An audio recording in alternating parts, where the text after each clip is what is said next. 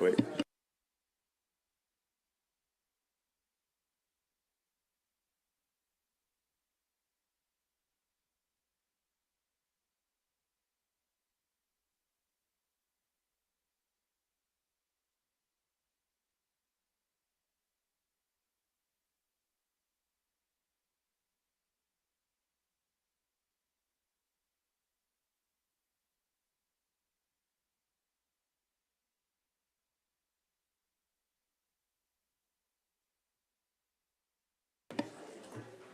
All right, welcome.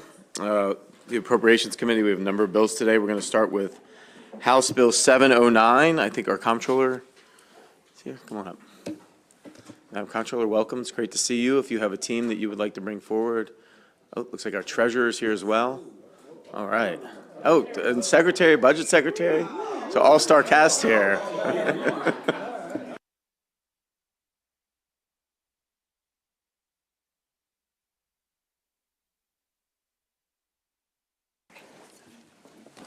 Great, thank you. Hello.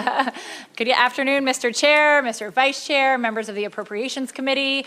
I am honored today to be joined by my fellow fiscal leaders of the state of Maryland, and we are here to discuss, to begin the process of modernizing our outdated statewide accounting system. I'm excited to be here in the Appropriations Committee and know that you've heard me talk about our outdated technology before. But today is about beginning to chart the path forward and beginning the partnership between our agencies to improve our system. So the technology I want to talk with you today about is the state's Financial Management Information System, also known as FEMIS. Our state system is one of the oldest financial management systems in the country. Just 4 other states rely on a similar legacy system. This system is critical to the functioning of our state, as it is the backbone for so many functions of the government that you and I hardly ever think about until something goes very wrong. Beyond accounting, this is the system that we use for our budgeting, for our purchasing and inventory applications, for payment processing, and it's even the program we use to produce reports, including those related to our minority business enterprises and our small business reserve funds, which of course are of high priority to my administration and the folks at this table. Further, payments to anyone receiving funds from the state, including small businesses or nonprofits, like all those bond bills you guys are passing this year, all of that money goes through our state accounting system. And I know that you're well aware of what can happen when outdated systems cause issues and delays in payments. Many of these nonprofits and small businesses rely on the timely reimbursement payments from the state to provide services, pay their employees, and keep their doors open. And our outdated system makes it much, much harder. Overall, our system right now runs on an outdated mainframe technology as opposed to modern cloud computing systems that are standard in nearly every other state. Programming on this legacy system is done in an obsolete computer language called COBOL. It has become extremely difficult to hire programmers to work in this system, and it is extremely expensive to maintain this mainframe. Based on the examples set by so many other states, we have an excellent opportunity now to learn best practices and create recommendations to ensure that Maryland has a top-of-the-line system that works for business, for government entities, for nonprofit agencies, and more. The state of Maryland, it's just time for us to modernize our existing technologies to effectively process the volume of financial data that we are responsible for. So this bill, with our attached amendments, creates a directive of the General Assembly for us to work together to provide recommendations to the governor and to you, the General Assembly, about the best path forward. Our financial management system is critical infrastructure, and we need to begin a thoughtful process to replace the outdated FEMA system to guarantee our continued service and payments to vendors, businesses, and nonprofits who rely on timely payments and to balance the state's books every year.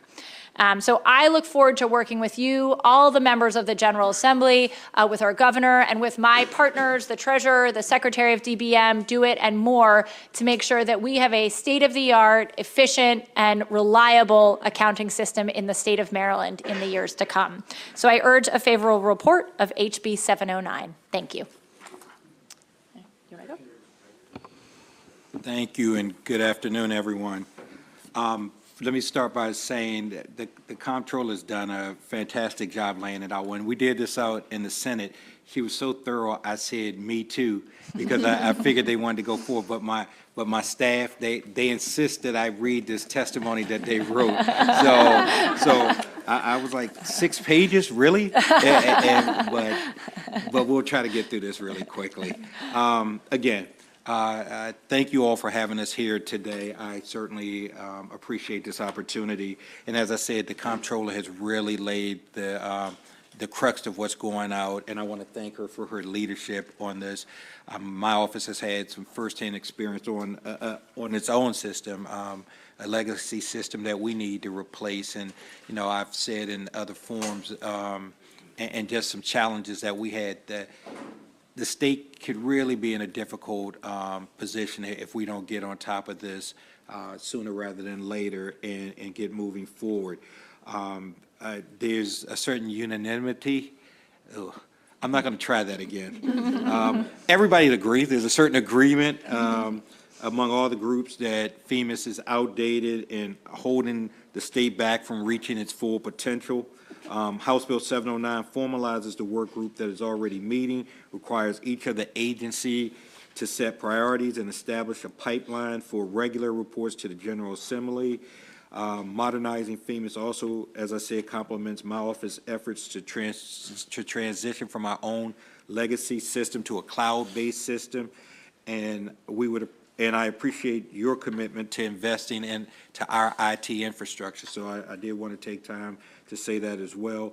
And we would just ask for favorable consideration of House Bill 709. Thank you. Hi, my name's Helene Grady, Secretary of Budget and Management. Good afternoon, and I may just say me too, but I have submitted written testimony in support of the bill.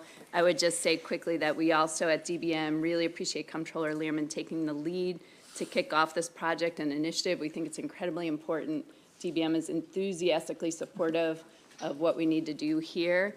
And I also would add that I think the governance structure that the bill envisions will really position the state well for success on what's going to be a complicated and long project. Yep. Thanks. Thank you, Chair Barnes, members of the committee. My name is Callie Shumitz. I'm with the Maryland Center on Economic Policy. We're here in strong support of House Bill 709 because we think it's really critical that the state make this project a priority. The risks of continuing to rely on such outdated technology, as you've just heard, is for a core function of state government are very clear. The state government is a really vital part of our state's economy as it employs a lot of people. It purchases a lot of goods and services from Maryland businesses and nonprofits. And delays in payments can create serious challenges for vendors and nonprofit organizations that are counting on the state to pay them in a timely fashion. Also, unlike most businesses, the state has a lot of financial transparency and reporting requirements because we all have an interest in knowing how the state is using our shared resources. And it's also important that the state's accounting systems are able to adhere to those requirements and evolve and keep up as standards and requirements change over time. While we think it's important to replace this outdated system as soon as possible, it's also important to do it right. So we think that the approach that is outlined in House Bill 709 is the right way to go to make sure that the new system serves the unique needs of our state agencies well. So we'd ask for a favorable report. Thank you. Mr. Chair, Mr. Vice Chair, my name is Amanda Rodriguez. I am the Executive Director of Turnaround, a designated rape crisis center and a comprehensive domestic violence and human trafficking service provider. We were founded in 1978 and serve Baltimore City, Baltimore County, and Howard County. The pandemic was one of the most challenging periods for Turnaround, but also for a lot of other victim service providers and nonprofits around the state. We saw dramatic increases in not just instances of violence, but a startling increase in the level of violence, which means increased strangulations and near-death experiences for our survivors. Some of the data that we have points to an increase of over 300% of violence occurring just in our immediate catchment area. As an example, our average call number for service pre-pandemic was around 2,500. Last year, the number was over 10,000. And we're not seeing these numbers decrease. Instead, we've plateaued, and this is our new reality. The other significant challenge that we faced was financial. Agencies around us were folding because of the economic downturn, and I remember telling one of my staff as we walked from the building in March of 2020, just no layoffs, that has to be the goal. We relied on our funders to get us through a very tough period where we as service providers were living invoice to invoice, sometimes waiting months before hearing back on payments. What a lot of the community does not realize is that nonprofits like Turnaround rely on reimbursable grants, which means that every month we expend hundreds of thousands of dollars in payroll, bed nights for survivors fleeing violence, direct assistance for survivors who come to us literally with nothing and are starting their lives over, and then wait as much as 60 days to get reimbursed in a timely fashion. Sometimes that takes much, much longer. We're required to have a cushion of cash at all times and don't have the resources to have large reserves, and banks rarely offer significant lines of credit to nonprofits. Ultimately, one late payment leads to serious ramifications for nonprofits, and in turn, that means services may be delayed or denied to some of the most vulnerable community members. As early as December of this last year, we were owed nearly $500,000 by the state and local funders in delayed payments. Nonprofits were drafting furlough policies while we were reading news stories about the billions of dollars in surplus in the state. The system that is currently used by the comptroller shows us that what has been paid or what is in the system as unpaid and invoiced, but that's all that we know. We don't know timing in terms of when things are going to come to us. Utilizing technology to ensure that the sustainability of our state service providers is necessary for the safety of those who are impacted by intimate partner violence, sexual violence, and human trafficking, and as such, we request a favorable report for House Bill 709. Thank you.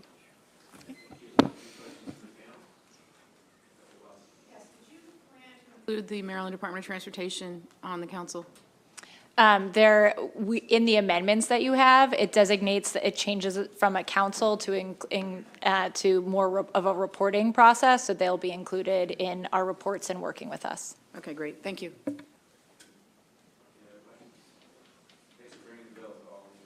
Sure. Thank you. I think I'm staying. I have one more. Thank you. Good to see you guys. Thank you. Good to see House you. Bill 707. Our comptroller's with us, and if you have a panel, you can bring them up. If not, Great. Thanks. Folks want to come up? Hi. Great. Good afternoon again, Mr. Chairman, Mr. Vice Chair, members of the committee, Brooke Learman, the comptroller. For the record, I am glad to be back. Discuss another bill, HB 707, which will create the Office of the Taxpayer Advocate. This is really a bill about responsiveness and about working with our taxpayers and working with your constituents, especially through many of the tax challenges that they have, some of which are very complicated. Taxpayers want to know if they have an issue, they have someone in government who can help solve that issue no matter how challenging it is. And HB 707 will create the office to do just that, the Office of the State Taxpayer Advocate. It will create a structure and supports within the Office of the Comptroller so that we will have a responsive, customer-facing support that's flexible and able to adapt to the needs of taxpayers. You know, the Comptroller's Office has so many functions and responsibilities, but at its core, we are a constituent service agency. We are working with Marylanders. And tax collection, of course, can be intimidating and confusing for many Marylanders, and often people get stuck. And so when constituents reach out to you all with questions, you also want to know where to go and who to talk with. Sometimes what happens as well is that we discover that there's one issue happening to one person and then it's being repeated over and over. So there are these systemic issues. We right now do not have an office that's dedicated to ensuring that all Marylanders have access to an equitable tax administration system and improved customer tax experience. This bill and the Office of the Taxpayer Advocate will include customer-facing staff, as well as creating an electronic portal on our website where taxpayers can interact directly with the taxpayer advocate and find information.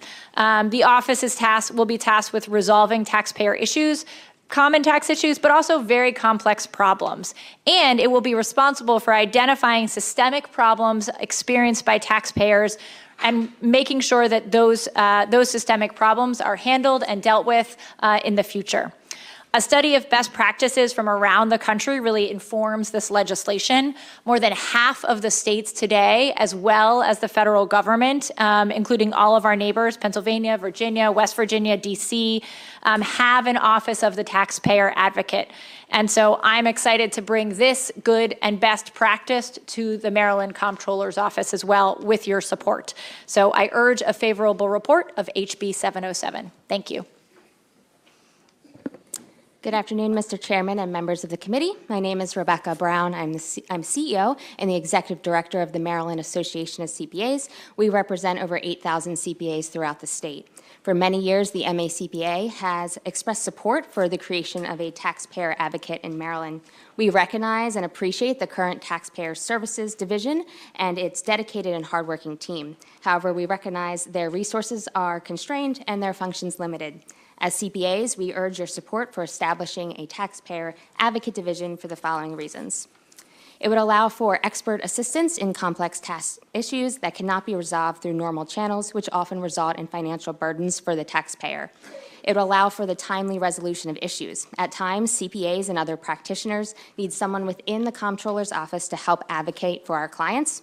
This is an even greater imperative for those Marylanders who do not have the means to have someone represent them, a CPA or other professional advisor. Third, it provides for the protection of taxpayer rights, serving as both a voice and a resource for Maryland taxpayers and preparers. Fourth, it would serve as a mediator, helping to resolve disputes between taxpayers and state agencies. And finally, a taxpayer advocate division would help in identifying and hopefully mitigating any systemic issues. As CPAs, we believe it is important for lawmakers to consider the perspective of the taxpayer and the preparer as laws are considered. The division cannot advise legislators on administrative and compliance aspects of proposed tax laws, mitigating any implementation issues once the legislation is passed. We firmly believe a taxpayer advocate division will serve as both a voice and a resource for Maryland taxpayers and preparers. For these reasons, we respectfully request a favorable report for HB 707. Thank you. Thank you again, Chair Barnes, members of the committee. My name is Callie Shumitz with the Maryland Center on Economic Policy. We support House Bill 707 because fair administration of the state's tax laws is an important component of an effective and equitable tax system.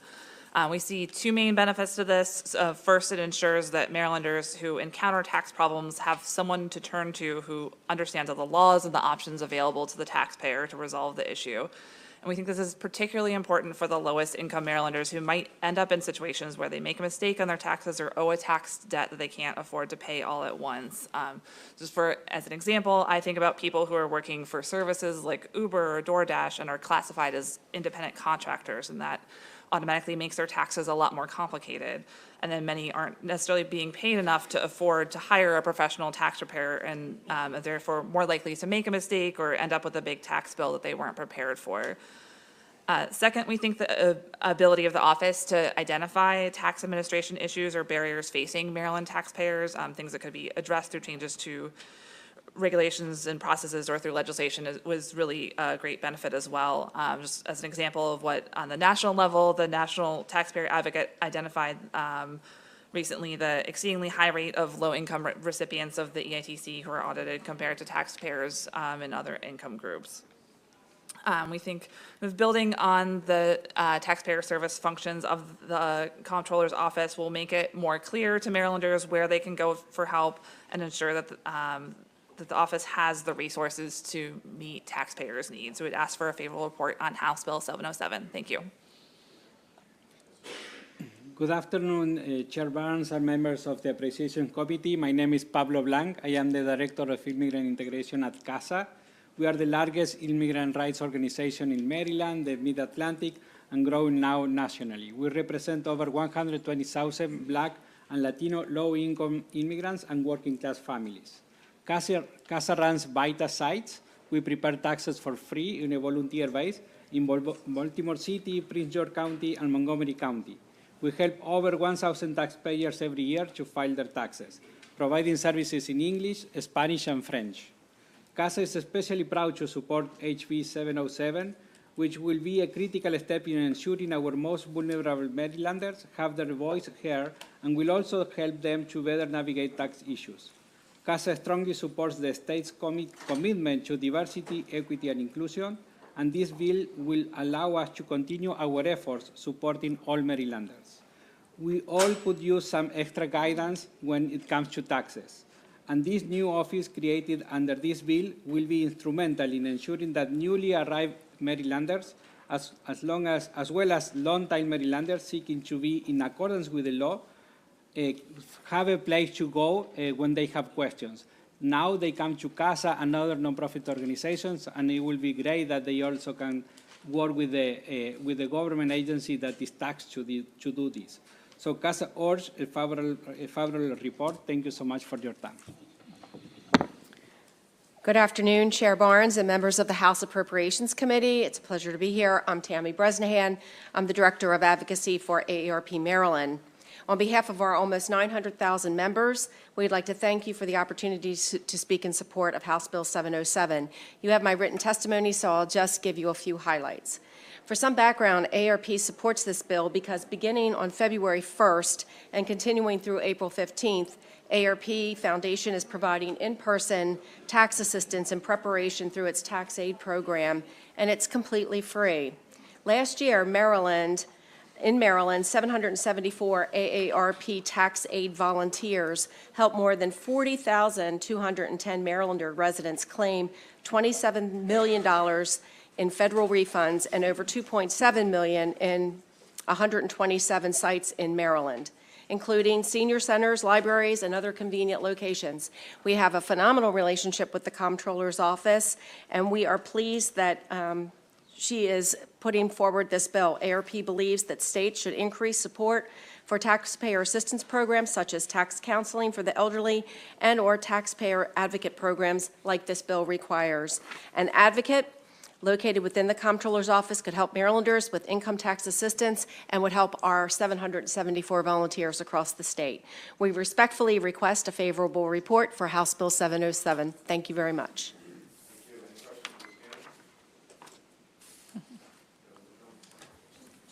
Quick, Ms. Bresnahan, do you have 900,000 across the country or just in Maryland, ARP members? 38 million across the country, almost 900, it's like 888, 89,000, something like that. So we have almost 900,000 in Maryland alone. Wow, okay. Baltimore thank you. County being our biggest membership Okay. base. Thank you. Thank you. Have a great afternoon.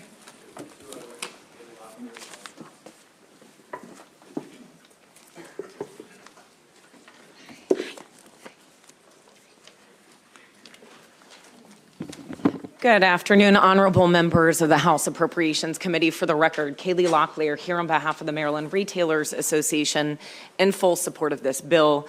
I did have an opportunity to serve on the transition team with many others where we discussed how we could better navigate the Comptroller's Office. We worked very, very closely with them, and ultimately we strongly believe that this division will be critical in helping those do so. I'm probably just going to say me too to everything else that was said and keep it brief, but I'm glad to answer any questions the committee may have. Thank you, Mr. Chair and members of the committee. I'm Melvin Thompson. I represent the Restaurant Association of Maryland, and we also support this legislation. We sometimes have restaurant members who have very complicated sales and use tax issues, and we often have to seek answers from the Comptroller's Office or refer them for help. And sometimes over the years, they've been referred to an auditor within the Comptroller's Office, which is not always appropriate.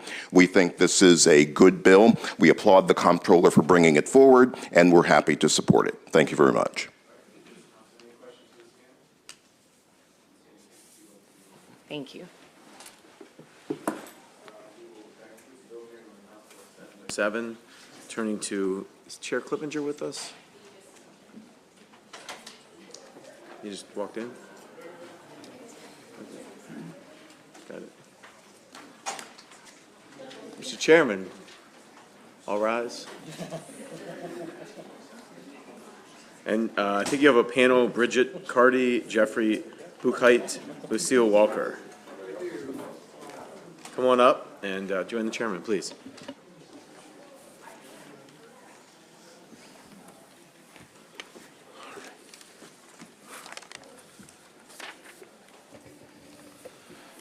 Good afternoon, committee. Delegate Luke Klippinger from Baltimore City, and I'm here to present House Bill 677.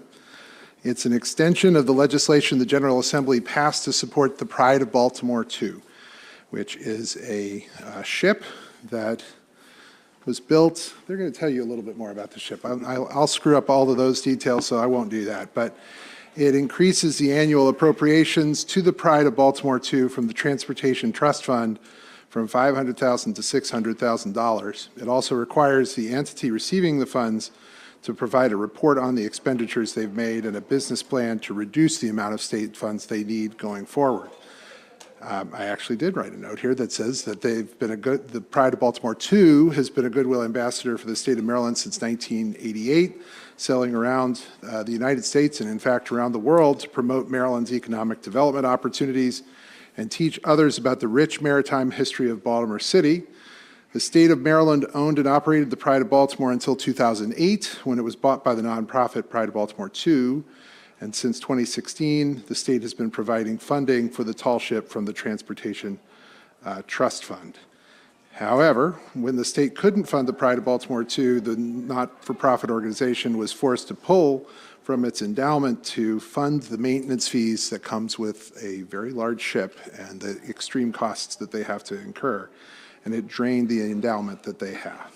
So that's why I'm introducing House Bill 677, and I'll pass it over to my panel so that they can provide more details about the good work that the Pride is doing, and I'd appreciate your support. Thank you, Mr. Chairman, members of the committee, and special thanks to Delegate Klippinger for the leadership on this bill. My name is Jeff Buchheit. I have the privilege of being the executive director for the nonprofit Pride of Baltimore, Inc. that supports the tall ship Pride of Baltimore II. This is our 35th anniversary. We have sailed over 275,000 nautical miles to over 200 ports in 40 countries, all while serving as an ambassador for the state of Maryland. I want to touch on two things very quickly today. One is an update to our 2019 strategic plan that we submitted in November 2019, and also our exciting new partnerships. The strategic plan actually outlined 60-plus strategies for us to meet a number of goals. One of those is to reduce our reliance on state funding. And so I want to address why we're asking for $600,000 instead of $500,000. In 2019, our budget was $1.088 million. In 2023, our budget is $1.438 million. If you do the math, in 2019, the state's funding was 46% of our budget, and now in 2023, it would be 42%. So the numbers are going in the right direction. Another huge success story is our grants. When I became director 4 years ago, we had a single grant for $90,000. In the past 4 years, we have received now more than $1.329 million, which has helped support our numerous programs. Grants coming from the Mittendorf Foundation, Franz Merrick Foundation, and the Weinberg Foundation, all foundations that had not supported Pride in the past. We also increased our board from 6 to 18 members in these few short years. And then also we sail virtually as an ambassador for the state of Maryland. We have 32,000 followers on Facebook, 29,600 followers on Instagram, and 2,300 followers on Twitter. Our new exciting partnerships, the National Park Service, we now sail as an ambassador on the Star Spangled Banner National Historic Trail, providing free on-water experiences for underserved community members throughout the Chesapeake Bay. We also developed a Pride of Baltimore Junior Sailor Scholarship Program with the Baltimore County Sailing Center, providing grants for youth of color to sail on Pride and do a 2-week camp. And the last thing, and then I'll be done, our guest crew internship program, we received base funding from the Weinberg Foundation to develop this new program that is focused on young adults of color to get them interested in sailing, and we will pay them to go sailing with the Pride of Baltimore. So that program's in development. Thank you so much. Sorry I went over my 2 minutes. Yes, hello. I am Lucille Walker. I am the Executive Director of the state-based heritage area, the Southern Maryland Heritage Area. We have also just now been declared by Congress as a national heritage area. So we are both.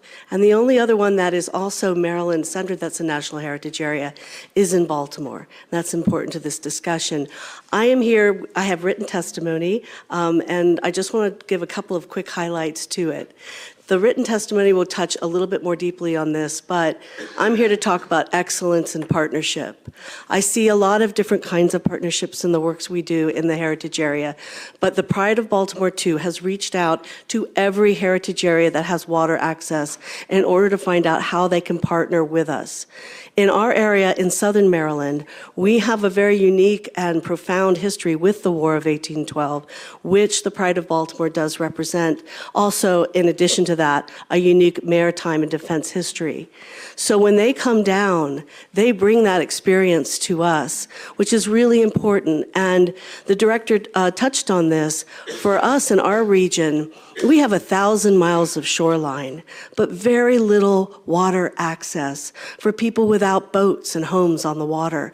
And they provide that. We have a lot of community groups and schools and different people that are able to come and sail on a tall ship in water that they usually can't be part of. And that's a really big thing for all of us in our region. Additionally, we have our own new tall ship, the Maryland Dove, which represents Maryland's beginning in 1634. And between the two of us, these two different National Heritage Area regions and these two unique ships, we can really tell a comprehensive Maryland story. So I'm here to ask for a favorable report for HB 677 right on time. Chair, and also to Mr. Buchheit and Ms. Cardy for testimony. Are there any questions from members of the committee or this panel? Thank you very much. We have listed a virtual witness, Bridget. Really tell a comprehensive Maryland story. So I'm here to ask for. Hi, Ms. Cardy. For HB 677. If you could turn off that one in. To Mr. Buchheit and Ms. Cardy for testimony. Are there any questions from members of the committee? If you could exit, Ms. Cardy, if you could exit out of the other program.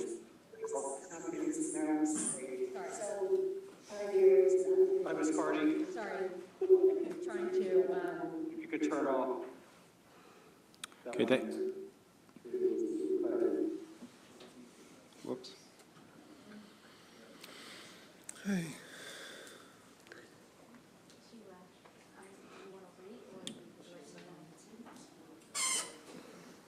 Yeah. I'll tell you what. I think I heard her say me too. Yeah, sounds good. Thank you. Okay. We'll accept her written testimony, and it sounds like she's in favor of the bill. So thank you very much. That concludes the bill hearing for House Bill 677. Committee will now move on to House Bill 629, Delegate Crosby, Higher Education Edward T. Conroy Memorial Scholarship Program, Surviving Spouses for Service Members. Delegate Crosby, thank you for being here. Couldn't get Lucille to testify on one of mine. Trying for years. Good afternoon, Mr. Chair, members of the Appropriations Committee. For the record, Delegate Brian Crosby here to present House Bill 629, Higher Education Edward T. Conroy Memorial Scholarship Program, Surviving Spouses of Service Members. The bill simply just expands eligibility for military spouses whose husband or wife died while in action or during their service. It's a very narrowly tailored bill, and it addresses a gap in existing scholarship benefits to surviving spouses only of service members. The bill really began as a discovery that a mistake had been made, and on the MHEC website, which we went back and looked up yesterday, it reads, "You must be the son, daughter, stepchild, or surviving spouse who is not remarried of a member of the United States Armed Forces or who died as a result of military service." It turns out that surviving spouses actually do not qualify for that scholarship. And as I stated, the website is still the same as of yesterday. We reached out to the Attorney General's office. They confirmed, and there's been somewhat of a back and forth then with MHEC. And you know, when a military spouse loses their husband or wife, they frequently find a way or have to find a way to A, make ends meet, and B, they're going through a pretty traumatic and unimaginable amount of grief. And so for a spouse, and oftentimes this was my experience in the military, you know, when you change stations often, it was often difficult for spouses to then get into the labor pool. And so many times they faced challenges. And so, once they lose their spouse, frequently those spouses then will go back to school. And this is just one way to help them out. And for those reasons, we ask for a favorable report. Good afternoon, everyone. My name is Brian Stymex, and I'm here today to speak in support of House Bill 629 as well as Senate Bill 886. I want to thank our sponsors for the bill, Senate Delegates Crosby, Mike Rogers, and C.T. Wilson, as well as State Senator Ron Watson. I'm proud to be here today for a number of reasons. As a Marine who served 2 combat tours in Iraq and Afghanistan, I'm proud of my service to our nation. As a Maryland resident, I'm proud that we're honoring the sacrifices and commitment of our other service members and families. And finally, I'm proud to stand before you as a representative of the International Association of Machinists and Aerospace Workers. Today, I'm here to speak on behalf of all veterans and with the support of a number of my sisters and brothers in attendance, as well as thousands of other members of our union across the state of Maryland. The bill holds significance to us because it's the first bill the IM Veterans Services Committee has championed and worked with Delegate Crosby on. As veterans, at one point or another, we all raised our right hand and swore support to defend the Constitution of the United States. And when called upon, many of us even risked our lives to fight overseas for our country abroad. As a union right now, we stand together to fight for workers across the country. But here today, specifically in the state of Maryland, and footsteps from the storied United States Naval Academy, we stand together to fight for the benefit of our fellow veterans and their families, the veterans that deserve the passage of these bills. I want to thank you all right now for your service to the public, for your dedication to our great state, and for your support of these bills that honor the commitment to support and care for our veterans in Maryland. Thank you. Good afternoon, Chairman, Vice Chair, committee members. My name is Jeremy Leisner. I'm Local Lodge 4 President of the International Association of Machinists Aerospace Workers. Our lodge represents over 1,400 members in St. Mary's County, Calvert County, and Charles County. Of our 1,400 members, approximately 85% are members, they are veterans. Of that 85%, roughly 60% have some type of service-connected disability. And that rating comes from the Department of Veterans Affairs. In 2020, it was reported that there were over 94,000 veterans in Maryland receiving compensation benefits.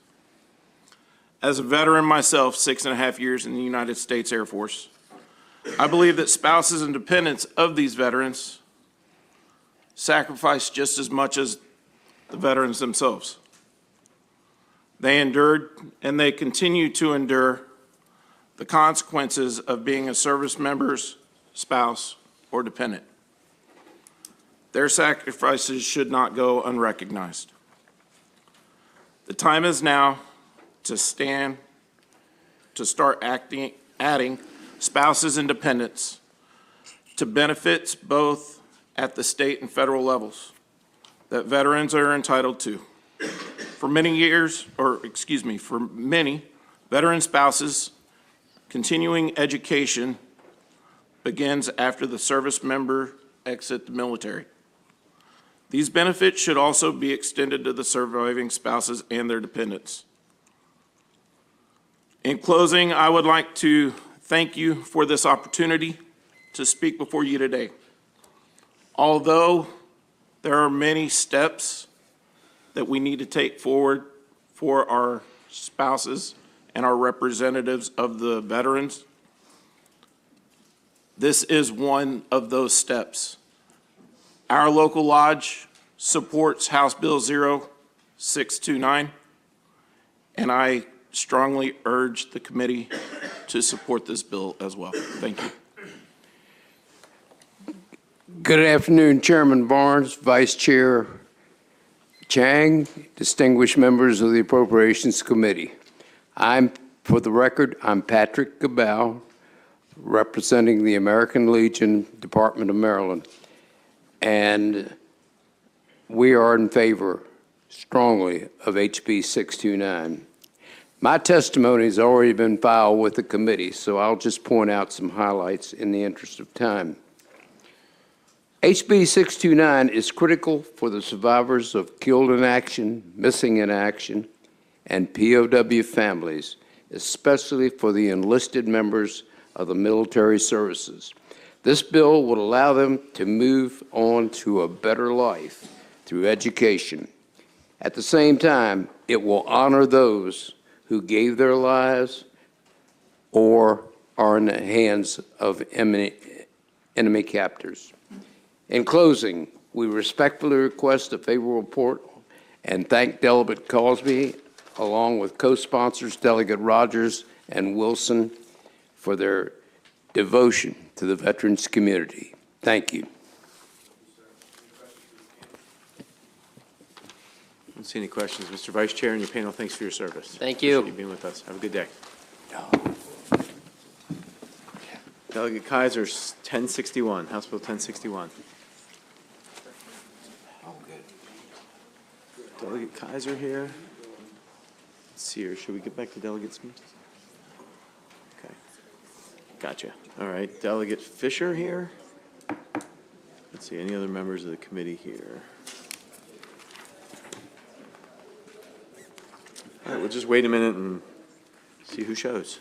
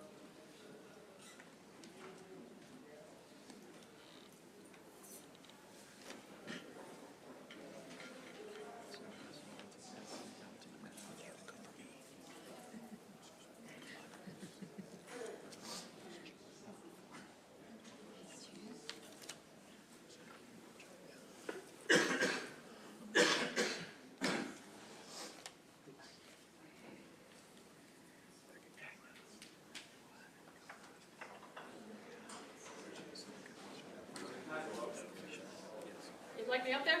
Yep. House Bill 1061. Oh, my gosh. Sure. Thank you, Mr. Chairman. So delightful to be here. Let me.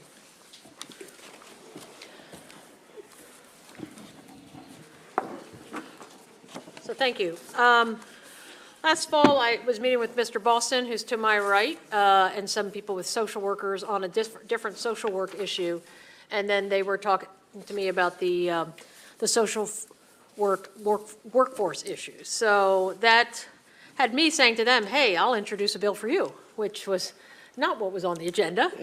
So I'm here before you today on House Bill 1061, the Janet L. Hoffman Loan Assessment Repayment Program. The idea behind this bill is that we already give financial support to social workers, to people who are in those fields who are working for the government.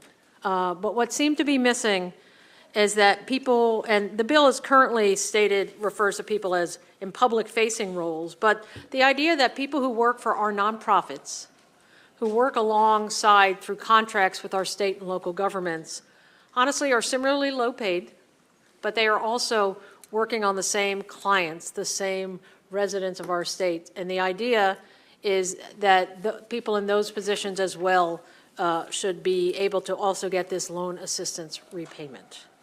So I have not offered the amendments yet, and I do have to ask some questions of your brilliant analyst to confirm that I'm getting it right. But the idea here, again, is that we provide this support to social workers who work for our nonprofits. So thank you, Mr. Chairman, and I'll leave the rest for Frank and Ari. Yeah. Good afternoon, Mr. Chairman, members of the committee. I'm Frank Boston. I'm here today on behalf of Presley Ridge, which provides social work services for families and children. Also, MARFI, which is the Maryland Association of Resources and Family and Youth. is unable to be here, but is the association that supports all of the nonprofits, and we strongly support this bill. As the great Delegate Kaiser said, in a conversation on another bill, this issue came up. And we are pleasantly surprised that Delegate Kaiser put this bill in because it is definitely is definitely extremely helpful because, you know, there's a shortage out there. This bill provides incentives for more people to enter the field and complete their education. You know, the private companies, the nonprofits do the same work, and we serve the same population. So it stands to reasons that we should also be able to appreciate, you know, the tuition remittance or assistance as mentioned. There is an amendment. It just basically replaces the words private companies with the words private providers that contract with the state. And in that amendment, it tells the stories. These aren't just private contractors who aren't doing anything to serve these, you know, the needy kids in the state. We're serving the same populations as the public side. And we're doing the same work, providing the same services. And so we feel that we should be available for the tuition remission program. Thank you so much. Mr. Chairman, Mr. Vice Chairman, honorable members of the committee, my name is Ari Plout, and I'm here on behalf of Presley Ridge. As Frank stated, it's a private organization providing foster care treatment to families and youth, here in strong support of House Bill 1061. Thank you, Delegate Kaiser, for introducing this bill. We support this bill as it expands the eligibility for loan assistance repayment to many social workers across the state. The loan repayment already exists in Maryland to repay for higher education loans.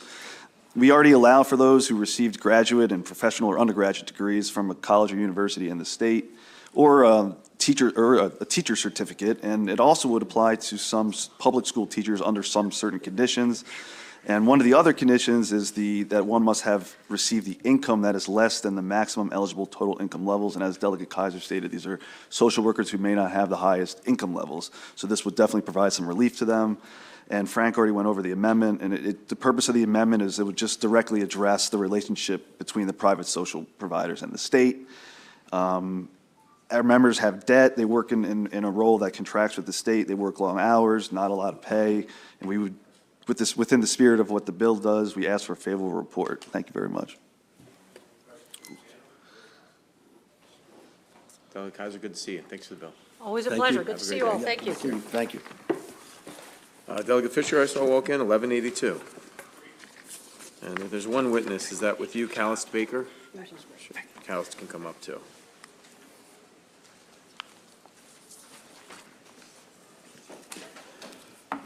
Good afternoon, esteemed members of the House Appropriations Committee. For the record, my name is Delegate Mark Fisher, Calvert County District 27C. Before you is House Bill 1182. The bill is titled University of Maryland College Park Campus Plastics Innovation Competition. The bill requires the University of Maryland College Park to establish and administer procedures and rules for a plastics innovation competition to create a biodegradable bag, bottle, and straw. And there is an award for each of those three categories in the amount of $1 million.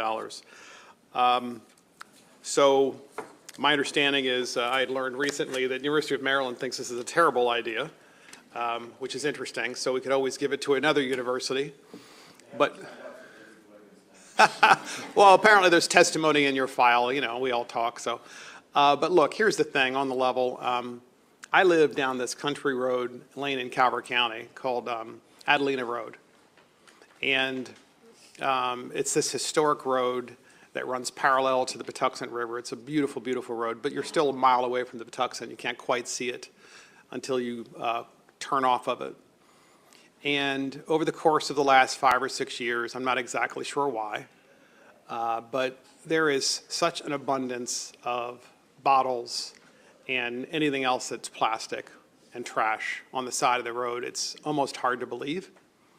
When I moved to Calvert County in the late 80s with my wife, it was unthinkable to see any kind of trash on the side of the street. And if you did, it was quickly taken care of.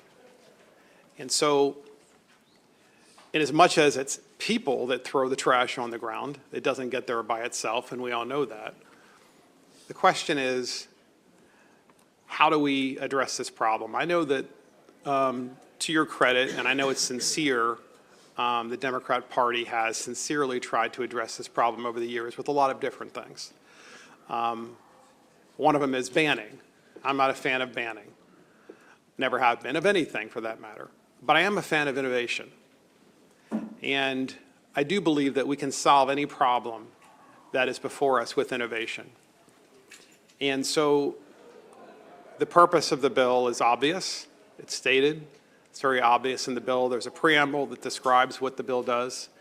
And it just seemed like it would make sense to put this bill and park it in a university where we have the best and brightest people that can draw people with a monetary award. You might ask, gee, Mark, since when does a Republican get to spend $3 million ever in the General Assembly in the state of Maryland? And I would remind you that today there was a bill on second reader that seeks to spend $25 million that would be a handout from us, the taxpayers, to the film production industry, the so-called film production credit. So what's the priority? And as always, this committee, rightfully so, has to deal with those priorities on a daily basis. But believe me when I say this, in Calvert County, the plastics and the trash on the side of the road, it's real. It's a bad problem. I've thought recently that it could be something as simple as, now that we have an on-demand economy, the many, many trucks that come back and forth to your house and all the houses near you, maybe they're just chucking it out the window, wouldn't surprise me. I've witnessed this before, but only on one occasion. Usually we don't get to see people because they kind of, hide it. And I think that could be one explanation. But we do need to solve the problem. And the problem isn't just to send State Highway in again and again and again to pick up the plastics, put them in bags, and who knows where they go. Some cases they go overseas and they're burned overseas. So to me it makes sense to have something that's a competition and we have biodegradable plastics. So with that, I would turn it over to my intern, who actually goes to the University of Maryland, College Park. Good afternoon, Chairman, members of the Appropriations Committee. My name is Cliff Baker, and I'm here today to testify in favor of House Bill 1182. I'm a second-year student at the University of Maryland, College Park, and in my time there thus far, I've experienced a number of arbitrary and mistargeted actions taken by the university in an effort to reduce plastic product use. These efforts often result in a number of inconveniences for students, especially those that take advantage of the university's dining facility, which already provides very limited plastic product disposal. While I understand the university's efforts to reduce and eventually eliminate plastic products entirely, I believe that there is an opportunity to move forward even quicker in a way that remains convenient for students and gives them a chance to work with the university to effect change. It is for this reason that I stand in support for this bill, which would establish a plastics innovation competition. This competition would provide an opportunity for students to extend and use their knowledge to innovate, invent, and improve plastics product disposal at the university. Our campus has some truly great minds, and I ask for a favorable report on this bill so that these students can continue to improve our campus and our community within. Good. Delegate, thanks for bringing this bill. I share your concerns with the amount of trash that we have on our roadways and in our harbor, and the importance of finding an innovative solution for that trash. I would just note that there is currently a beverage recycling refund bill that is making its way through the Environment and Transportation Committee. I think that's pretty innovative. It's resulted in recycling rates in other states up around 90 to 95% that have implemented it. So I would just note that that might be a good solution to the challenge that we're collectively facing. Now, I appreciate that. If I may, Mr. Chairman, I know Delegate Metzger remembers. There was a time, I grew up in Baltimore County, but like a half a block from the city line. And there was a time, if you're a poor kid, you remember this. If you walked along the roadway, all you would see is not plastics, you would see glass bottles. And if you collected enough glass Cokes, you could take them back to the 7-Eleven, which is literally like a half a block from my house, and trade them in for a candy bar and another Coke. I know this committee has looked at that before, but it's mainly been E&T. But I think you can tell by my tone that I realize this is, not only do I recognize this as a problem, but it seems like ultimately innovation is the answer, because I don't think we're going to be able to stop people from throwing whatever the next thing is out the window. So hopefully whatever that thing is biodegradable.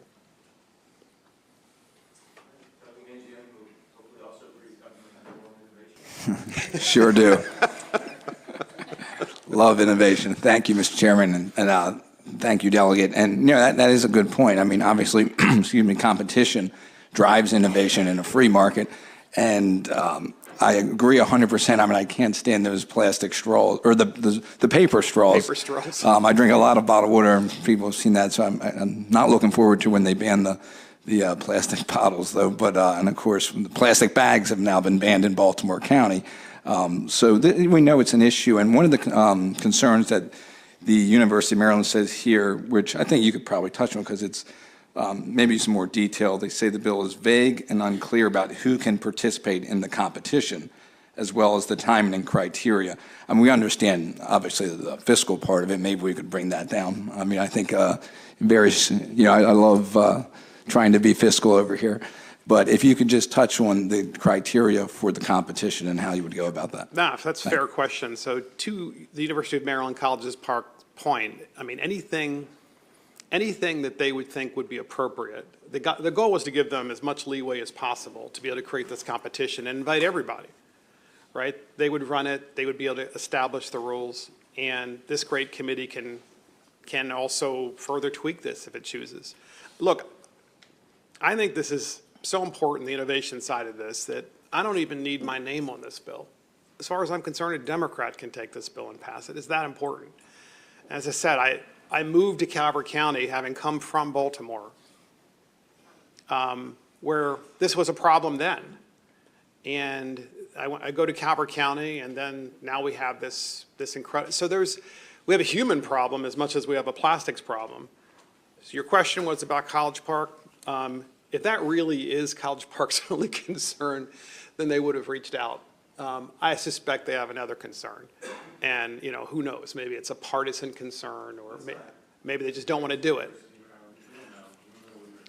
Oh, no, I'm not disparaging the University of Maryland. I'm just kind of saying it the way it is, which is they didn't contact me. So, but the thing is, Delegate Barnes, and you're a College Park alum.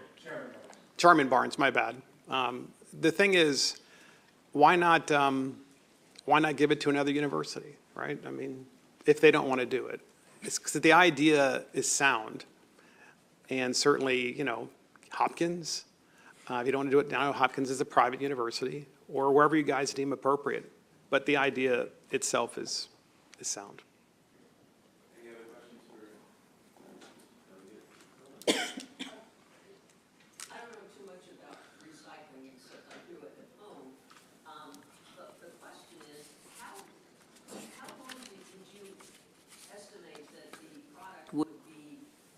Before it would disintegrate in nature. Because I'm thinking, gee whiz, I've got stuff that's kind of out of date, and actually we've had some dried food that was like 30 years old, camping food, and darned if we didn't try it, and it was edible. So I guess I just would like to know how long before the thing disintegrates on you, if it's empty. Yeah. I mean, I think there are many people far smarter in this space that are innovators than I. And that's why I thought it was a good idea to park it at College Park, because it's a research institution, and they have they have the Smith School of Business, they have the engineering school, they have these great schools. That's where I thought it meant. So let's let them decide. Thanks for the bill. You're always welcome here, Delegate. Thank you, Mr. Chairman. Thank you. No worries. Have a great day. And great job to your intern. You did excellent. Thank you so much. Yep. Is Delegate Weibel here? All right, come on up.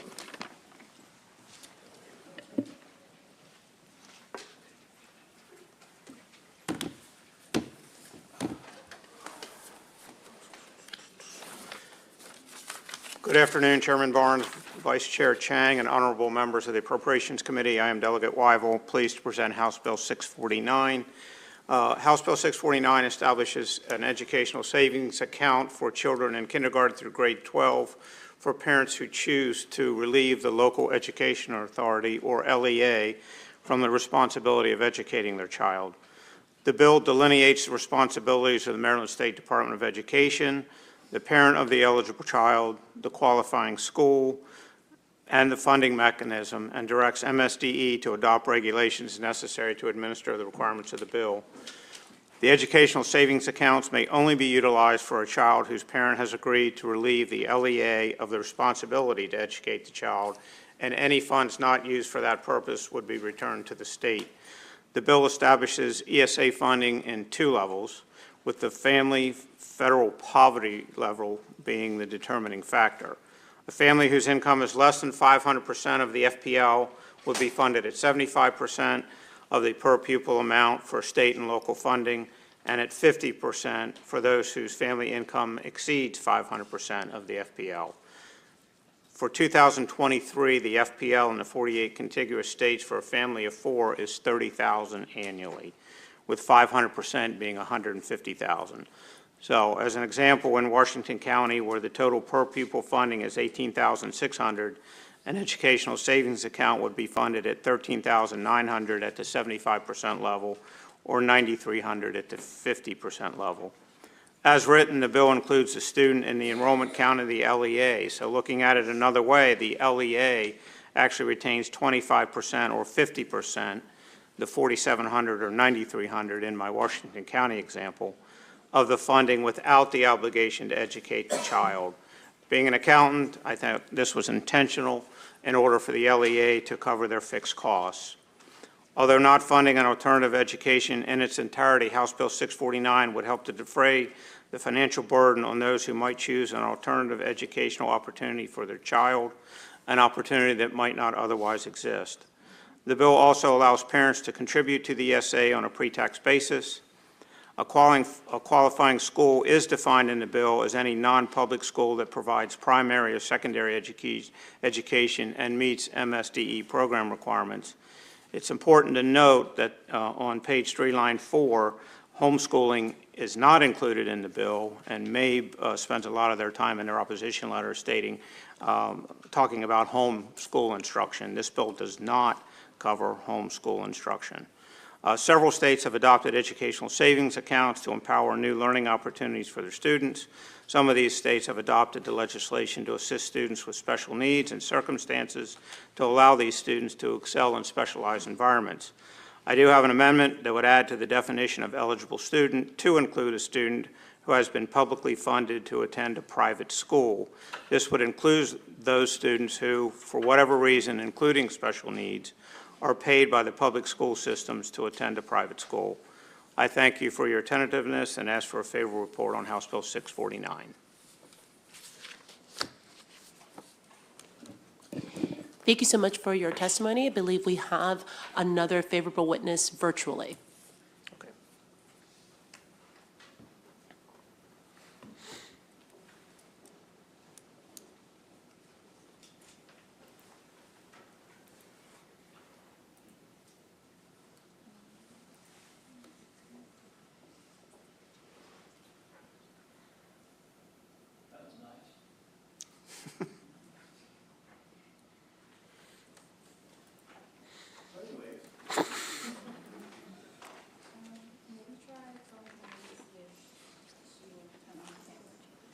Okay, we have Eleanor Jones. There you go. Great to hear from you. You have 2 minutes. Thank you so much. Thank you. Good afternoon. My name is Eleanor Cornell Jones. I support this bill. I used to be a public school elementary teacher. I am now a homeschool mom, teach science at my son's homeschool co-op. I watched many kids deal with the IEP process, and unfortunately the IEP process did not work for them. The families who had resources were able to pull their kids out and have their kids put into usually a private school of their choice that met their needs. Unfortunately, those families who did not have the means were left in the public schools and did not get the help that they so desperately needed. As a teacher, I did what I could. My hands were usually tied by the school administrators. Currently, there are 22 states that either have broad school choice or they are in the process legislatively to get a broad school choice option for all of their families. Meanwhile, in this state, we are moving backwards. The only school choice option that we have is the Boost Scholarship Program that serves over 3,000 farms families, free and reduced lunch families. And this program is set to be eliminated if Governor Moore and the General Assembly do not act to keep that system intact. Education is not a one-size-fits-all situation. Every child learns at their own pace. They have different needs. We all like to have choices in everything. Why would we limit choices for kids, especially kids whose families don't have the financial needs necessary to give their children the educational choices they so desperately want? So I'm asking, please get this bill through, especially Boost is set to be eliminated, and it will leave so many families behind. Thank you. We do have one other witness favorable with amendments. That would be Tara Thompson.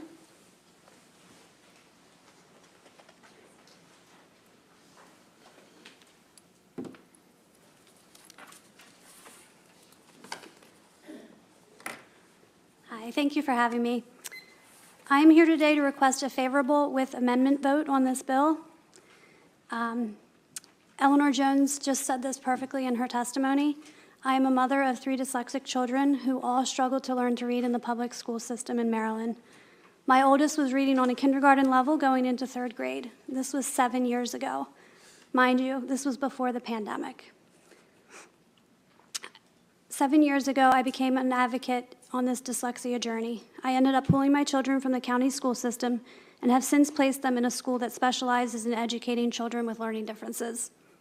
Mind you, sending them to this school did not come without a huge expense to our family, an expense that no family should ever have the burden to pay to have their children learn to read and write in Maryland.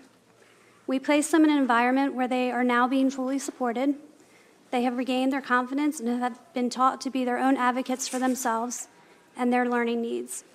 This is the difference that a child can have in a school that is appropriate for them, whether it be a specialized school for learning differences for a dyslexic, a smaller school for an ADHD child that is easily distracted, or even just a school that supports the parents and their family values.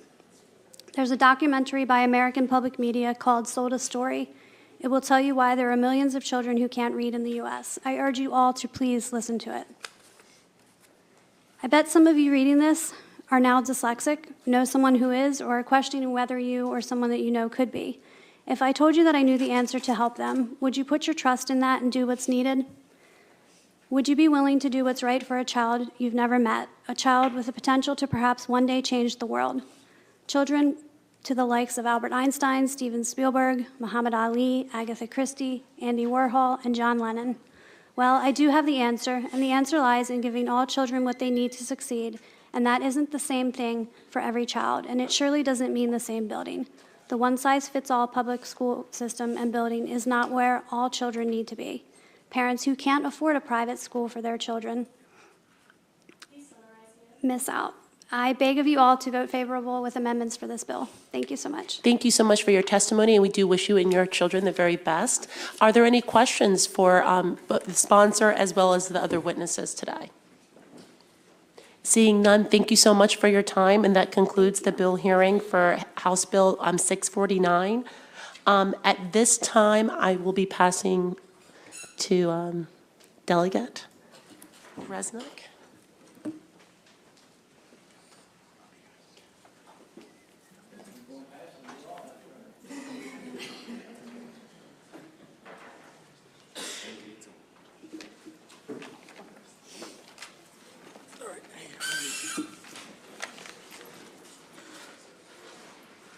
Okay, we're going to call up HB 1211, Delegate Smith.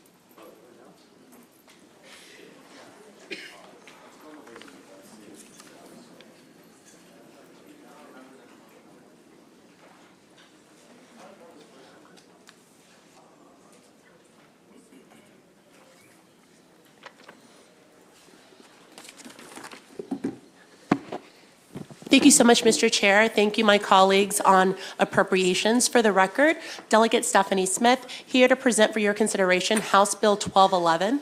As many of us know, when we embarked on the journey that was then Kerwin and resulted in the Blueprint for Maryland's Future, there was a recognition that children of different socioeconomic backgrounds, linguistic histories, different other pressures, whether it's they are receiving different supports because they have learning differences. We recognize that the costs to educate children in Maryland are not all the same depending on how they're situated. And I think there was a really robust and admirable effort through the blueprint to recognize those disparities and to try to account for them in various ways, including not only community school coordinators and recognition that there are schools that have higher concentrations of students that live in poverty, and as such providing grants for higher concentrations of poverty. And while those are very important steps that we were taking as a state to better fund and provide support to the students and learners who needed it the most, this bill suggests another path forward that will build upon some of those very gains and various steps we took to recognize that those children living in the deepest forms of poverty, along with myriad other factors, actually require more precise evaluation so that we're properly funding public education in Maryland as appropriately as possible. And so it is my honor to introduce this bill in partnership and with the great vision of our state superintendent that really will look at creating a tiered system based on census blocks.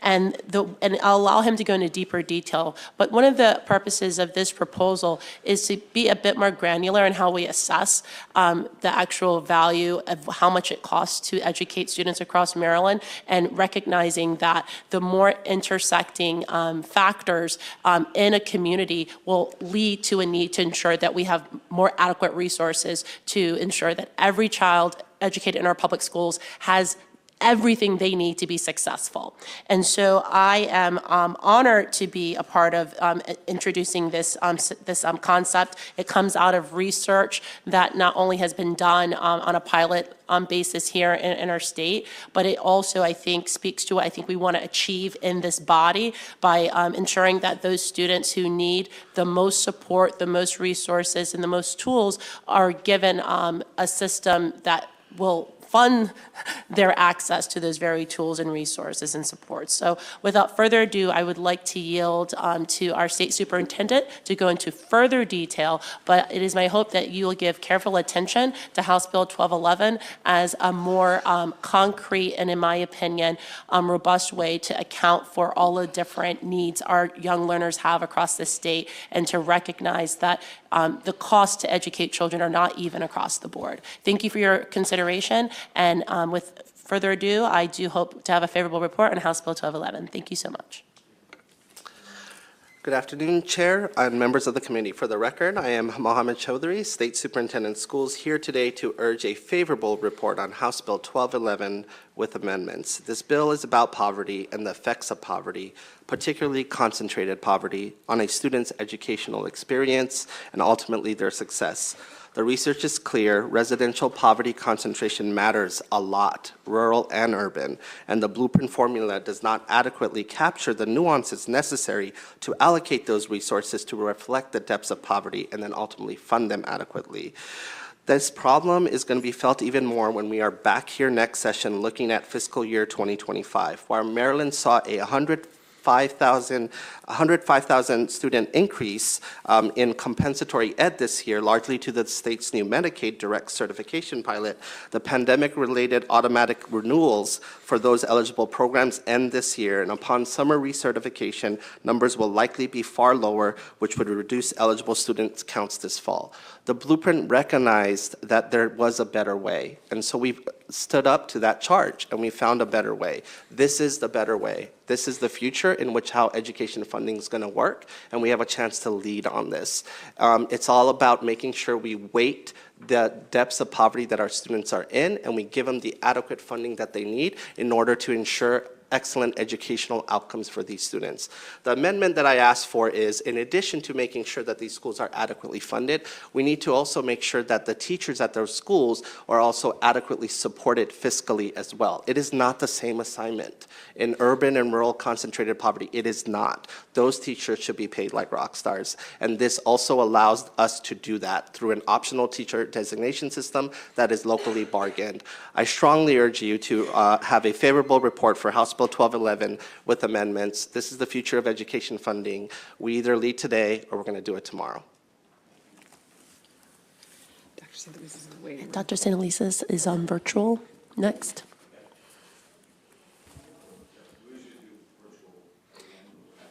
Yeah, sorry, thank you.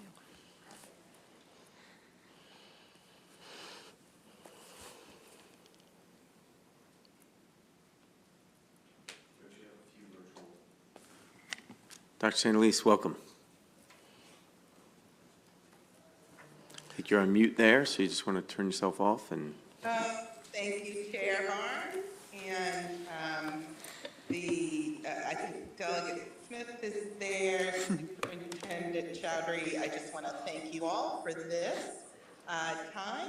Good afternoon to you all. I am Sonia Santelises, CEO of Baltimore City Public Schools. And on behalf of City Schools and our Board of School Commissioners, I really thank you for this opportunity to express our strong support of House Bill 1211, sponsored by our very own Delegate Smith. Before I begin, I do want to take a moment to acknowledge the State Superintendent Chowdhury and his team for just the massive amounts of time and attention that so clearly went into the excellent work product he just laid out for you.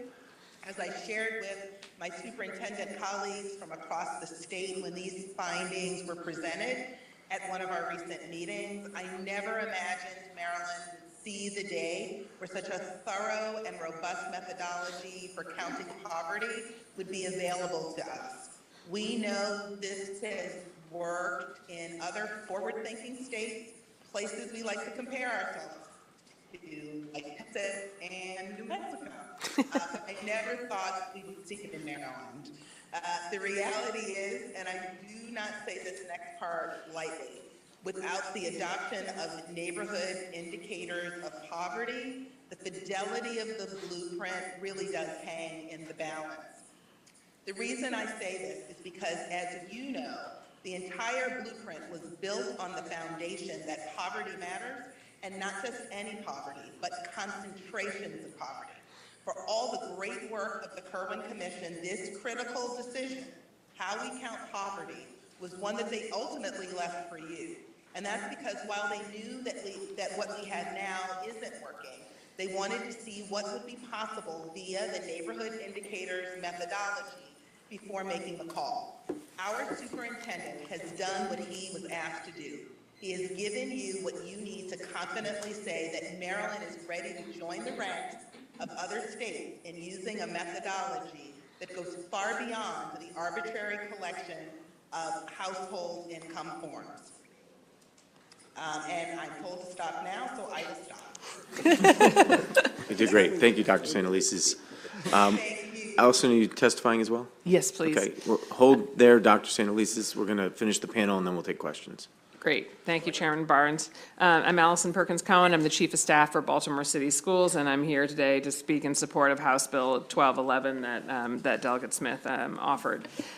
If there's one thing that school districts across the state and across the country learned during the pandemic, it's something we've known in Baltimore City for a long time. it's nearly impossible to collect household income forms and count poverty effectively when meals are available for free. So during the pandemic, the Biden administration rightly made meals free across the country, and as a result, it was very difficult to collect forms, and so in 2021, we saw a precipitous decline in the comp ed rate across the state. That did not reflect the actual poverty change in the state. It reflected the fact that forms are very hard to collect when you're a community eligibility provision district or when meals are free.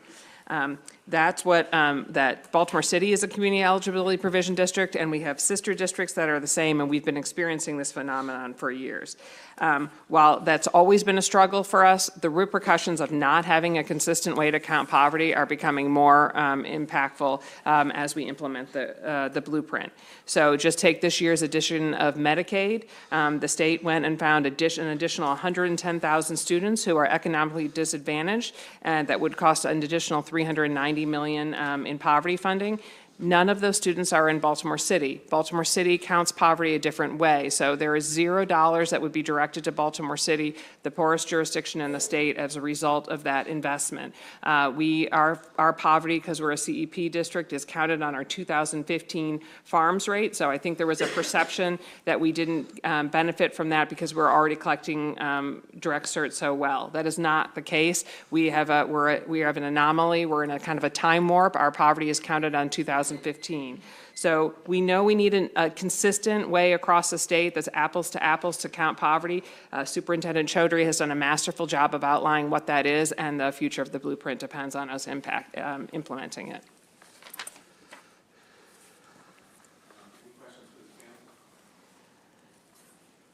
Sandy, thanks for the bill, Delegate. Nice to see you, Mr. Superintendent.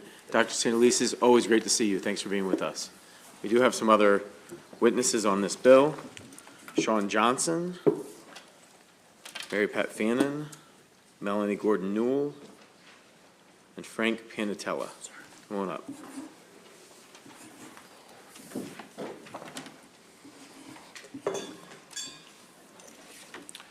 Thank you. Good afternoon. Mr. Chairman, members of the committee, my name is Sean Johnson. I'm the Executive Director for the Maryland State Education Association. And about 4 years ago, during the work of the Kirwan Commission, I served as a member of the Blueprint for Maryland's Future Funding Formula Work Group. That work group, the Kirwan Commission and the General Assembly took great care to develop and adopt formulas that met the goal of equity. That's providing more support for students that need the most help.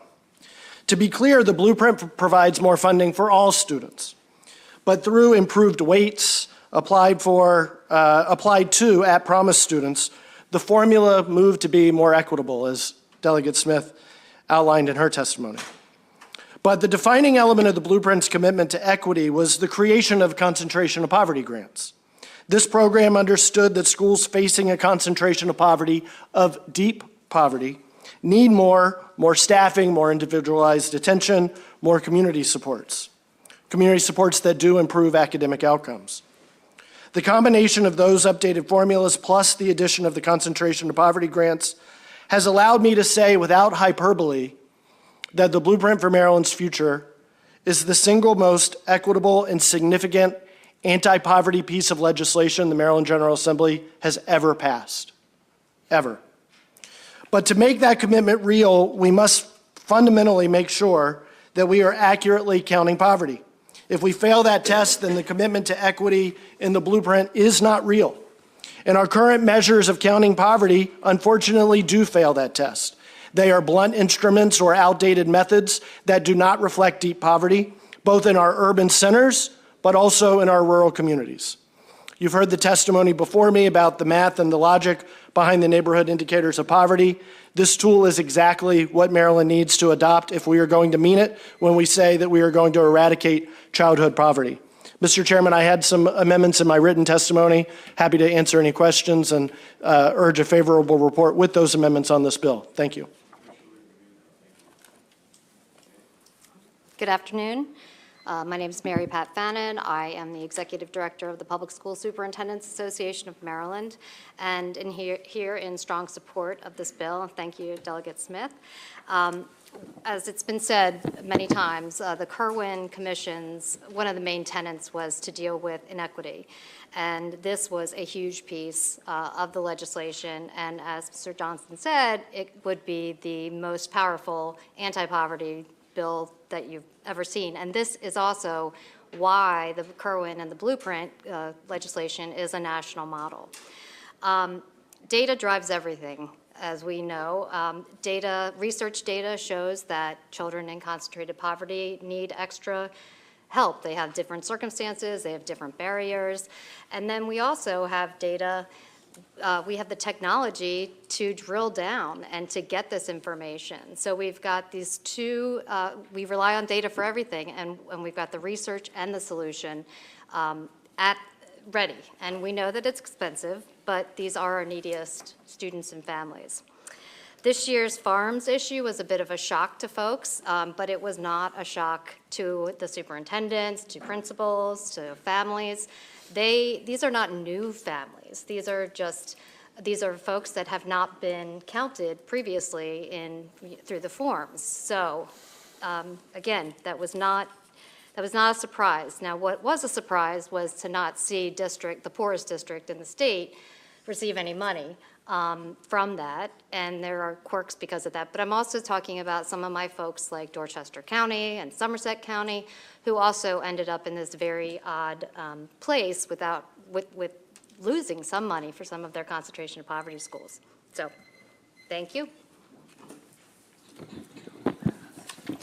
Good afternoon, Mr. Chair and members of the committee. My name is Frank Pathinella, Senior Education Advocate for the ACLU of Maryland, and we strongly support House Bill 1211. I want to say up front that we appreciate Mr. Chowdhury's understanding about the depth and nuances of a child's lived experience and how to use data to determine the extent to which the varying levels of economic and social factors in a child's family and community impact educational outcomes. The disparity in achievement among students of low income, children of color, English learners, children with disabilities is a crisis, and Maryland has not been able to move the needle to make significant gains in closing the gap. Mr. Chowdhury brings a high level of knowledge and expertise in education finance that are critical to closing this gap. The first point I want to make about this system is that it recognizes that not all poverty was created equal. Those that qualify for free and reduced meals or direct certification get the same amount of funding through the formula, yet there are huge differences among those families to which the formula is completely blind. A family of four making $49,000 a year versus a family making $15,000 a year are treated the same way in the formula, yet their situations are very different. In MSDE's report, two city schools were highlighted, Mount Washington Elementary, that's my son's school, and Highlandtown Elementary. They look fairly identical on paper when it comes to the number of children in poverty, and consequently, they get relatively equal amounts of funding. However, under the tiered system, Highlandtown would receive a lot more funding because the system recognized children who are experiencing a much deeper level of poverty and the barriers those children face that my son and his classmates do not experience. There have been a lot of efforts to achieve equity, but we have to be willing to dig deep into what that actually means. And we have to be brave about our approach to ensuring equity at a high level for our children. So that's what we're asking. If we want all our children, if we all want to ensure the blueprint works and that it's truly equitable and adequate, as stated in MSDE's report, let's be brave in our approach to our most underserved families and give this bill a favorable report. Thank you. Thank you, sir. Any questions for the panel? Okay, thanks for being with us. Thanks for your advocacy. We do have another virtual witness, Brianna January. Do you want to get Ms. January on? Okay, excellent. All right, welcome. Thank you. Good afternoon, Chair, esteemed committee. Brianna January on behalf of the Maryland Association of Counties in support of HB 1211 with amendments. Committee, presumably the calculation method proposed in HB 1211 would capture a greater share of students in schools eligible for supplemental aid under compensatory education.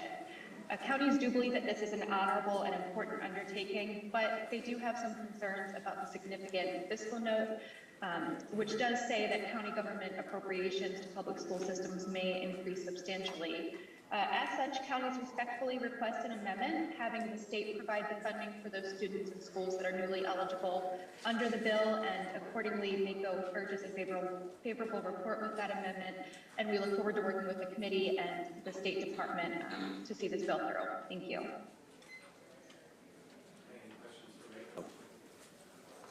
Ms. January, always great to see you. Thanks for being with us. Thank you so much. Have a great day. That concludes the bill hearing on House Bill 709. Delegate Rose, I believe, is with us. Welcome. 739.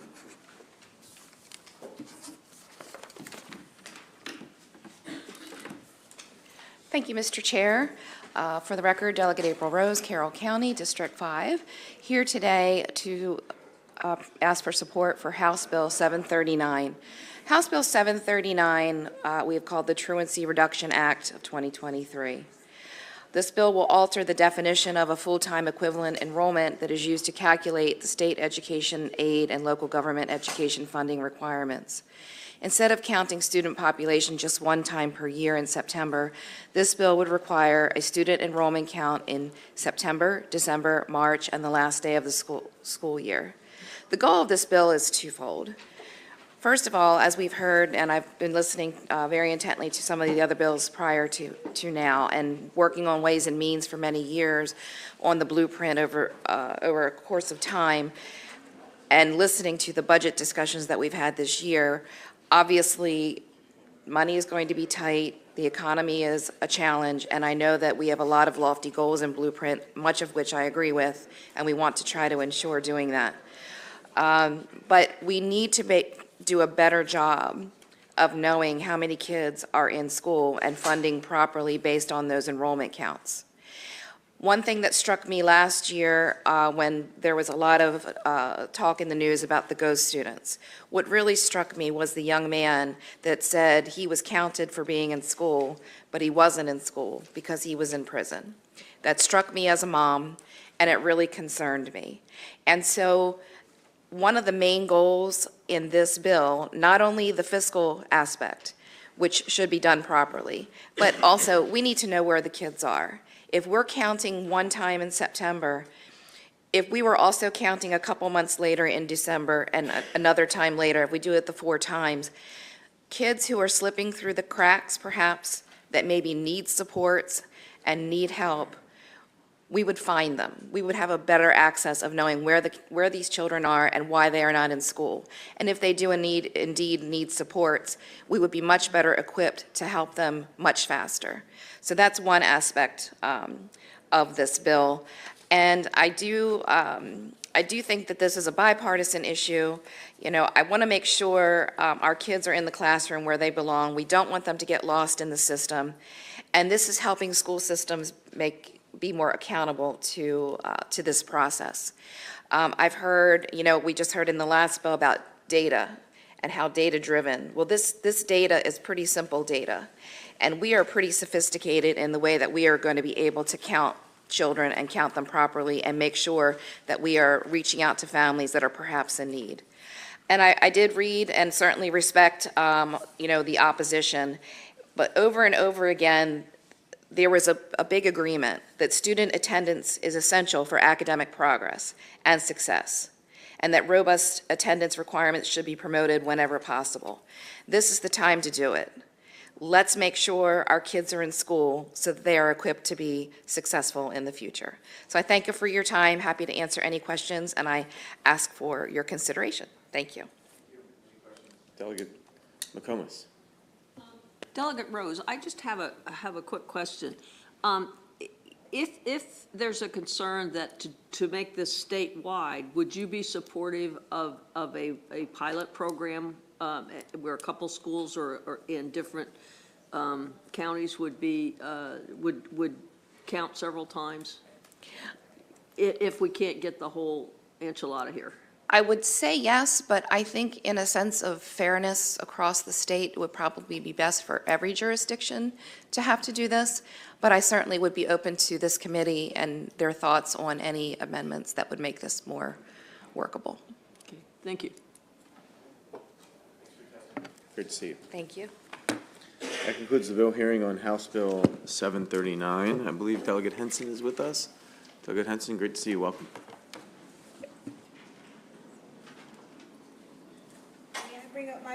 Mr. Chairman. Thank you.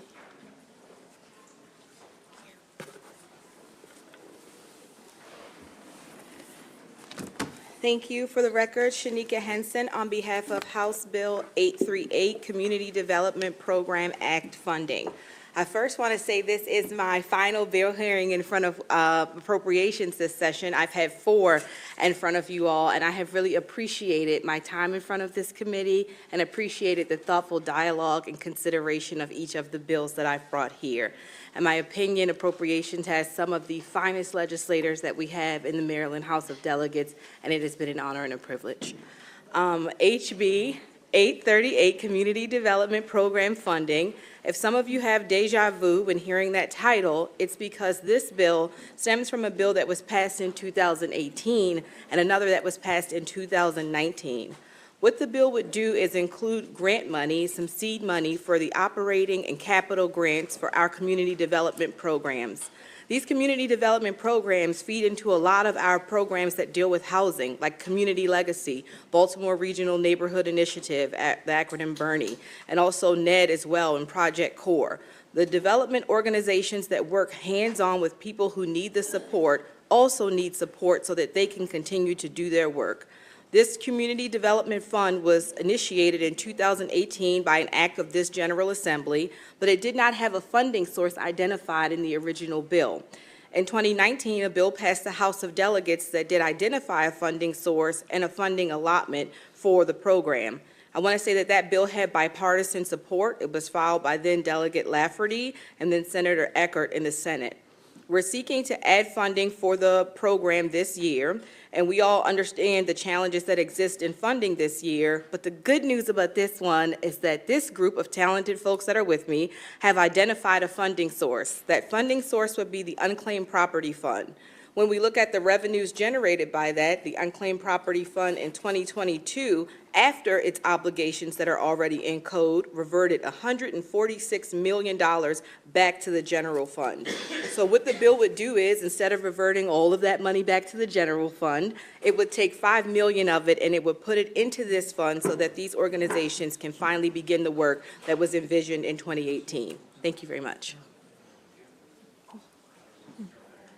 Yes, hi, I am Tasha Gresham James, Executive Director for Dundalk Renaissance, and thank you, committee, for allowing us to come and present.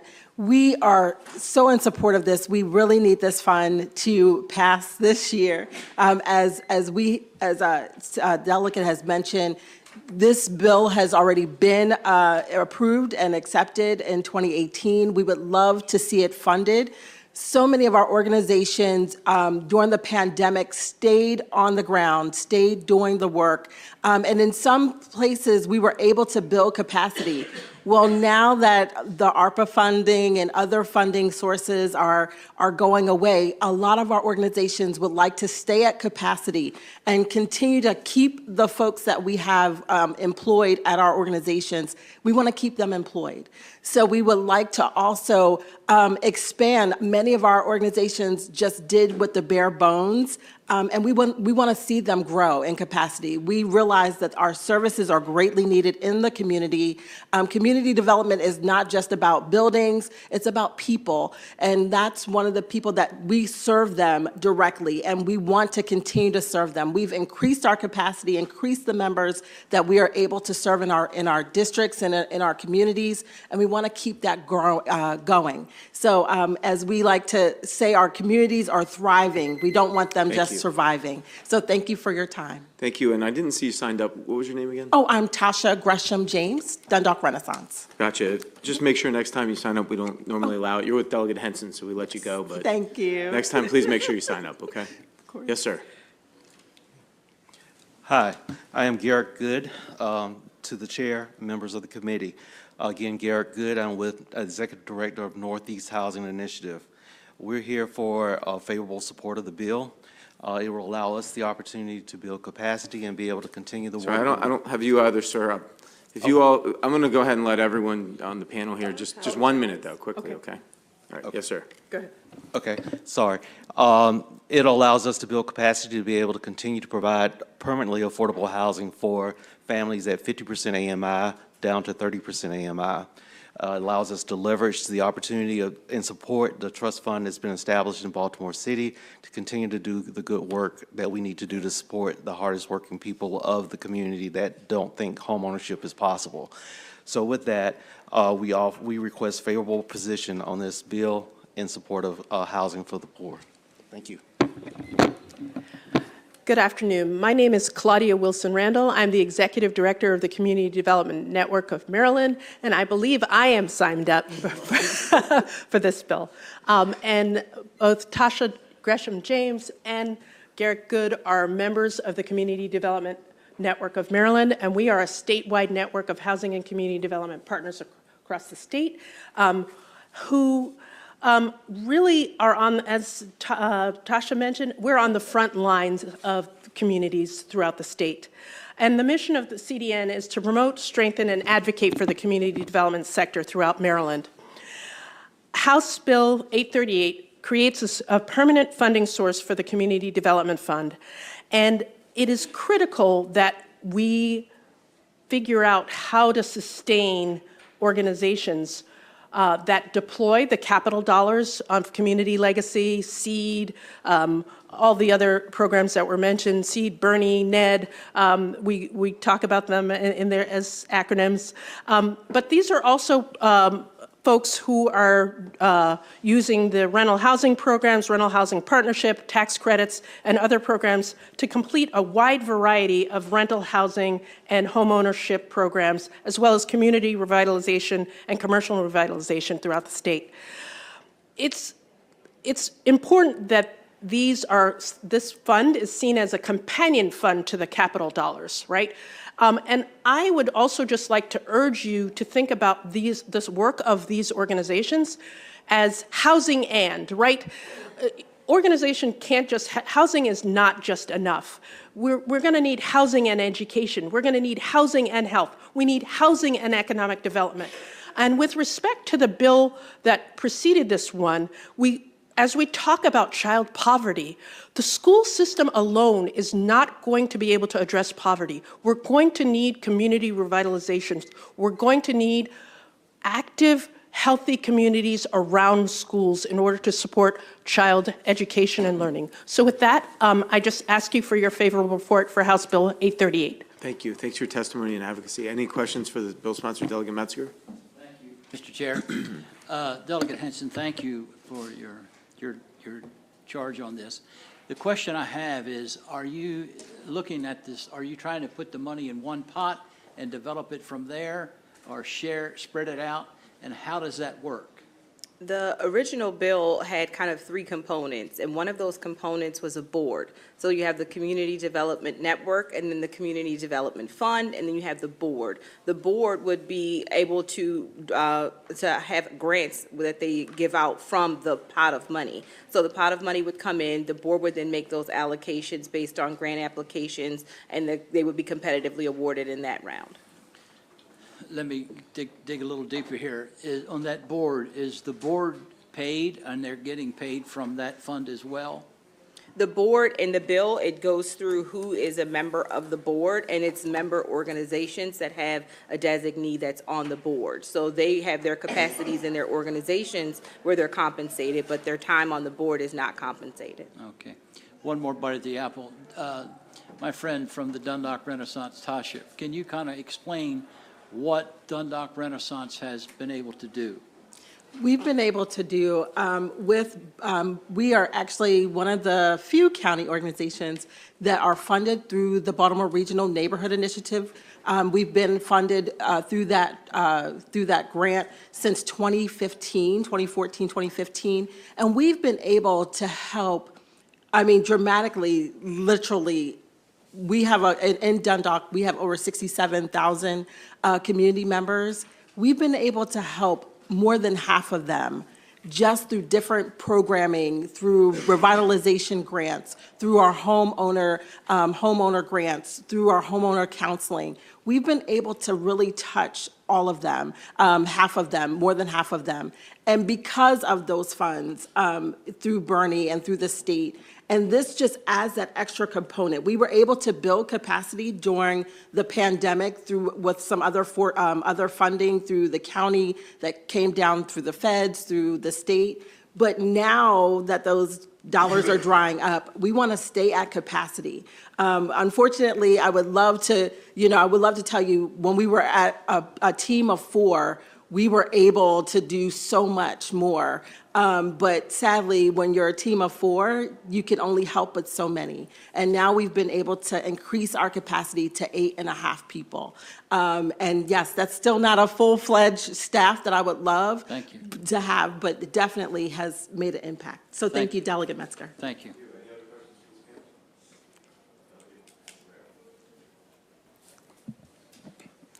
Thank you, Mr. Chair, and it is good to see Delegate Henson, my favorite Appropriations Committee members here.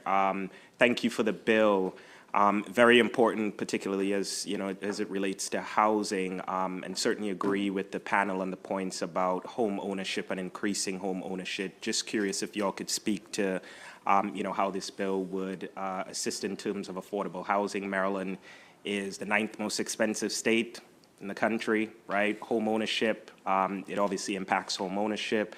And we also have, in addition to the affordability crisis, a lack of affordable housing stock. And so just curious if the panel, the sponsor, could speak to that. Yeah. So right now, in terms of affordable housing, it's estimated that Maryland needs about is missing about 125,000 affordable units. The organizations that I represent, the 150 or more, are, I would say, more than half are involved in creating affordable housing. And by that, they are either producing, preserving, or developing affordable housing, both for rental as well as home ownership. So many of our organizations are doing acquisition rehab for single home, and some are doing both, and some are doing community revitalization, and housing is a part of that.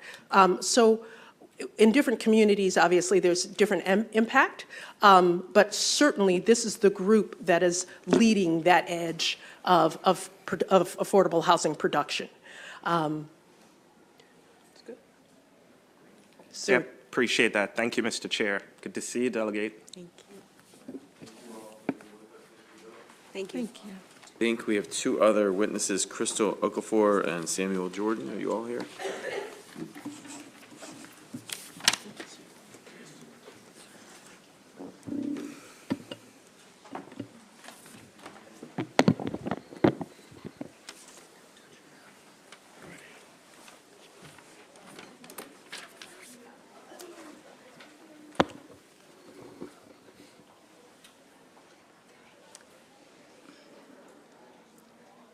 Great.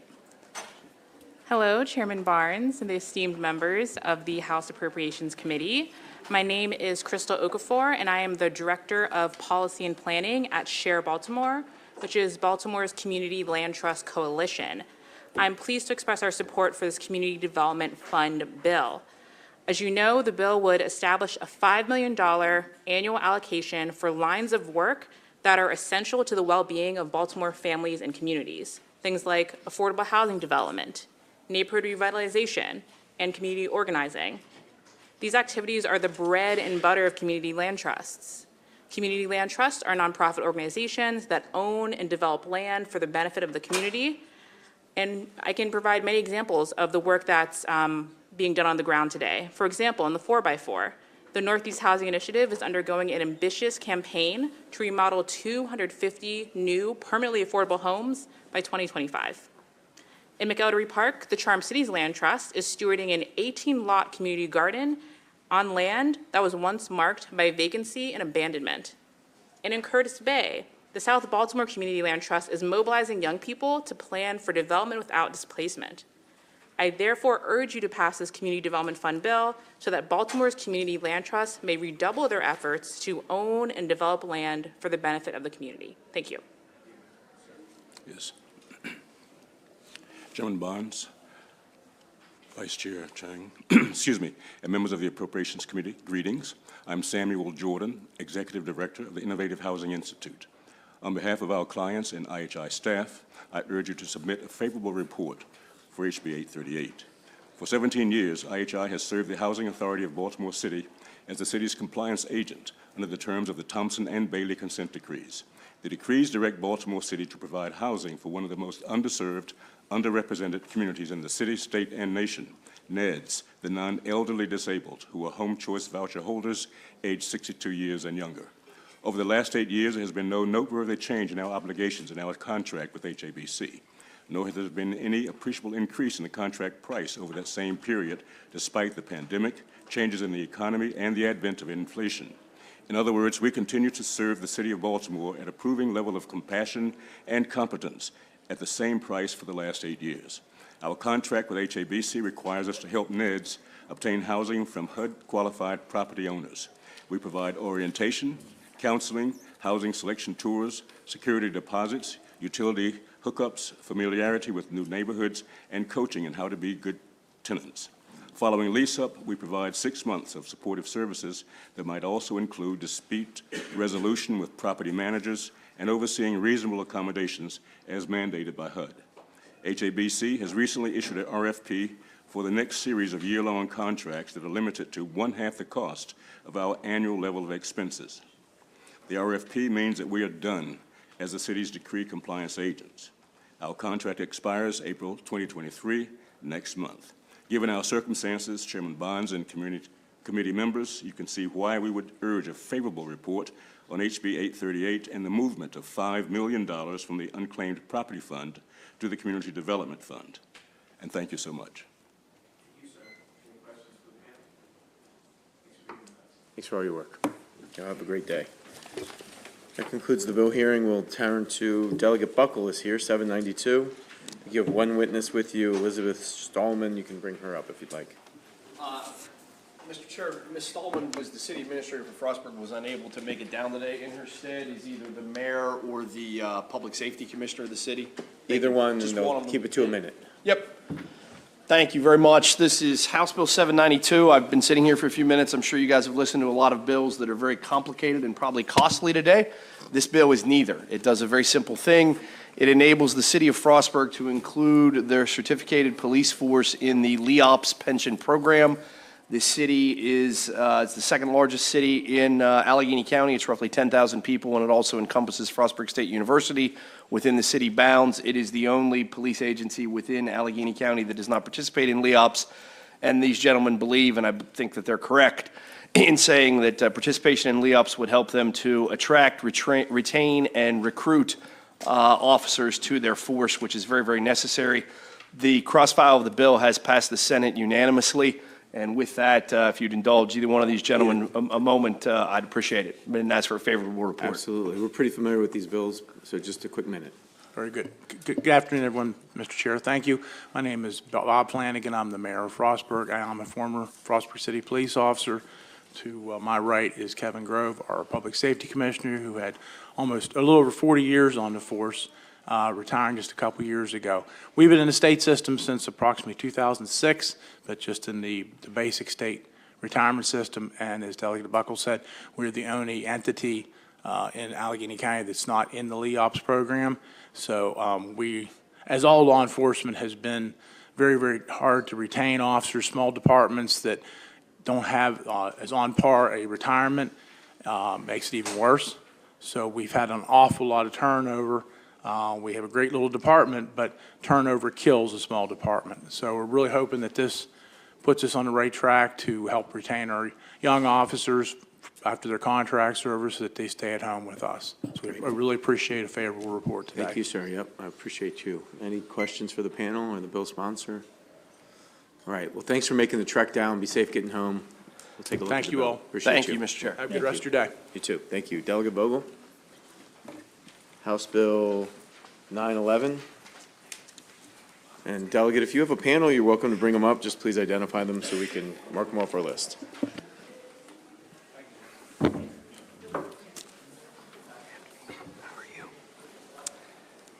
Chair Barnes, Vice Chair Chang, members of the Appropriations Committee, Thank you for the opportunity to testify before this committee in support of House Bill 911. House Bill 911 creates a Climate Technology Founders Fund in the Maryland Clean Energy Center to provide early-stage funding for climate technology startup companies. Eligible startups include companies that advance technologies, services, and solutions that effectively reduce greenhouse gas emissions, provide negative emissions benefits, and/or effectively aid in efforts to mitigate impacts of climate change. Maryland has been a national leader in climate action. Our decarbonization goals are ambitious, and we've set new policy standards for the rest of the country to follow. But here's the problem. If Maryland hits our goals, but the rest of the country and world fails to reduce their emissions, Maryland will not be any better off. The problem here is global cumulative emissions. Our state can't set pro-climate policies in other states or countries, but we can leverage our educated workforce, research institutions, and financial resources to lead the country in developing the strategies and technologies we need to reduce emissions and address the climate crisis. If we approach the climate crisis strategically, we can turn what is an existential threat into a considerable opportunity for economic growth. Innovation will be essential to addressing the climate crisis. In the short term, new strategies and technologies can help reduce the cost of electrification and decarbonization. In the long term, without innovation, it will be nearly impossible to fully deliver on our shared goal of full reduction of emissions. Maryland is already home to numerous impactful and profitable, or soon-to-be profitable, climate startups. Brightwave is a startup that has developed and patented an innovative microalgae photobioreactor that will serve as the cornerstone of industrial-scale cultivation and decarbonization projects. Ionic Devices is commercializing a novel methodology to produce lithium-ion batteries by leveraging semiconductor manufacturing methods. These batteries have energy and power metrics that are orders of magnitude higher than conventional solid-state systems and are comparable to current market standards for liquid systems. Liatris is developing advanced materials for thermal insulation, which are easy to install, efficient, non-flammable, and non-toxic. Active Charge offers an innovative approach to monitoring wind turbine blade health. And InventWood manufactures advanced wood materials that offer better performance, lower costs, and greater environmental sustainability over commonly used alternatives. This one-time appropriation is for strategic investments that will receive minimum one-to-one matches from private funding. Capital gains projections expect the fund to double the return of the original $500,000 over 5 to 8 years. Returns on investments will grow the fund, enabling the MCEC to invest in more startups. Climate innovation yields new industries, new businesses, and new jobs. Solutions to the climate crisis are so often rebuked for their cost. This is an example of a solution that won't constrict our economy, but rather it will help grow our economy. Thank you for your time and consideration, and I request a favorable report on HB 911. Thank you, Delegate Vogel and Chairman Barnes, members of the committee. I think he said it all, and I would probably usually just stop there. Thank you. I'm Kathy Magruder. For the record, I'm the Executive Director of the Maryland Clean Energy Center. We also run the Maryland Energy Innovation Accelerator, and I brought the Director, Wade Hurley, here with me this afternoon. The question is, why should you care, and why should you support this bill? The reason that you should care is that the competitive edge for the United States and our state economically is our global leadership in discovering technologies that can be deployed to address challenges that society faces. Climate change is challenging our very survival. Maryland is well positioned to compete in this field. Our universities and laboratories based here are leading in the development of technologies, products, and services, some like the delegate mentioned, that can help address this challenge. 9/11 is an appropriate number for this bill because it's a call for help. It's helped to fill a gap in supporting the evolution of companies that are seeking to transfer a percentage and a patentable discovery to a marketable product. We're asking you to support this bill. The idea of a founders fund has the ability for us to leverage a little bit of money to bring in a greater investment from private investors in these companies. Our panelists will speak to the specifics of why the funding is needed and how it can help. but I would like to urge you to give your favorable support to this bill to help equip these companies to be the employers of the future and to win job opportunities, tax revenue, and environmental benefits for our state. Thank you.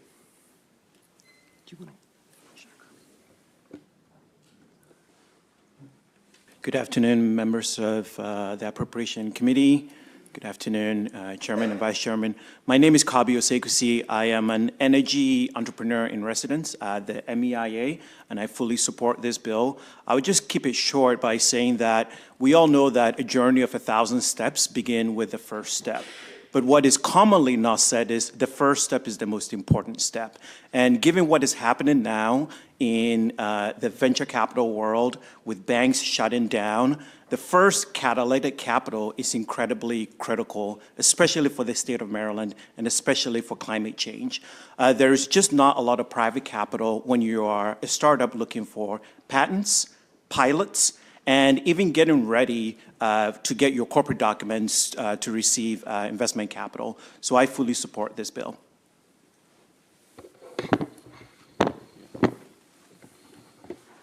Good afternoon. Thank you for allowing me.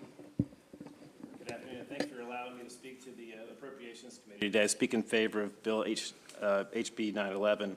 My name is Dave Tilley. I'm the co-founder and CEO of Living Canopies. Living Canopies is a corporation that is commercializing green technology that was developed and patented at the University of Maryland.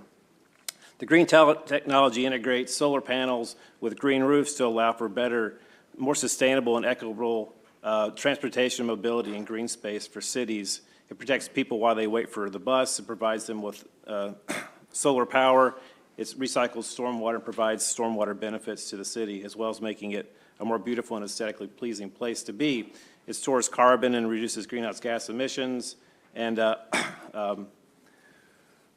as we started the company, we can see that we need private investment, but we also need private support.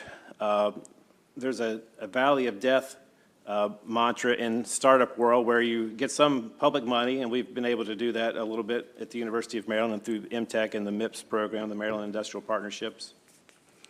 But when you reach this valley of death, you also need more, as you seek private funding, you need more public funding. So the Maryland Energy Innovation Accelerator has been very generous in mentoring us over the last year, providing $10,000 of non-dilutive funding to support an executive to help us with our sales and marketing strategy.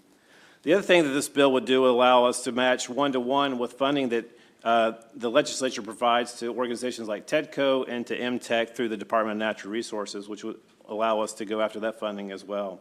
So as you can see, that this bill would support startup companies like Living Canopies. Thank you for your time.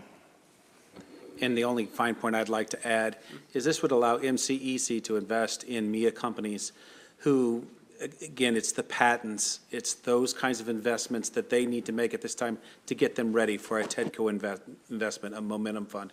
And so with that, I would request a supportive, favorable report. Great, thank you very much. Are there any questions for the bill sponsor or the witnesses on this bill? Seeing none, thank you very much. And do we have Alex Pavlak?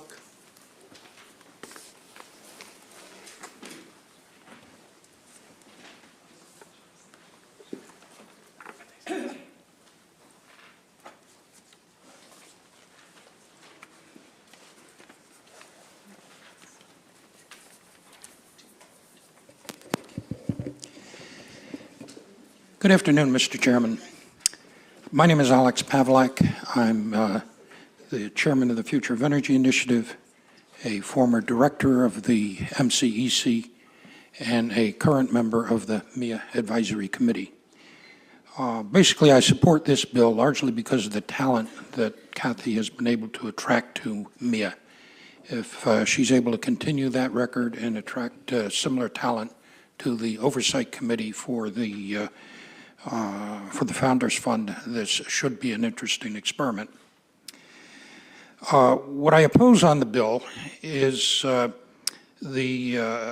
list of approved technologies. Look around the world. Every clean power grid on the planet is some combination of nuclear and hydro. If you're serious about decarbonizing, you just follow their lead. Ontario, Canada did. Wind and solar, on the other hand, still remain an unproven technology on a zero-carbon power grid. They are useful when there's a lot of fossil fuel around, but when the fossil fuel goes away, backing it up becomes extremely expensive. So my perspective of this is that since nuclear is the only proven technology here at this time, Maryland should at least list new nuclear technologies and on this list of technologies to be funded under the Founders Fund. I can understand why a lot of folks are uncomfortable with nuclear, but new nuclear is quite a bit different, and there's a host of technologies that are really bubbling up around the world, and Maryland is missing out because we continue to ignore the potential of nuclear power. So my recommendation is simply put new nuclear technologies on the top of the list of technologies to be supported under by this act. Thank you, Mr. Chairman. Thank you very much. Are there any questions for Mr. Pavlik? Thank you very much. That ends the bill hearing for House Bill 911. The committee will now move on to the last bill, House Bill 1131, presented by Delegate Bartlett, National Guard Assignment to Cybersecurity Support. Delegate Bartlett, thank you for being here. If you have anyone else you'd like to bring up, please do. Yes, thank you, Mr. Chair.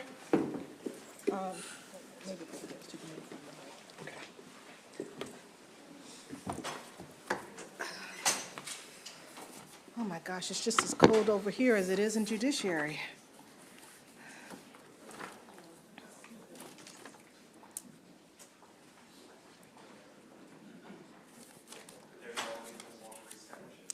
Oh, thank you. Thank you, Mr. Chair. Good afternoon, committee members of the wonderful Appropriations Committee. I'm Sandy Bartlett from District 32, Anne Arundel County. And first off, let me tell you, this bill has been heavily amended. It's been amended now to a work group. I'm sure with you all in appropriations, you saw that $1.5 million ask at the end of the bill. Well, that is no longer the ask. It is a work group. And so the work group, we also have an amendment. I don't know if you all have had a chance to receive it yet, but if you have, I'll just tell you, it's Amendment 323625.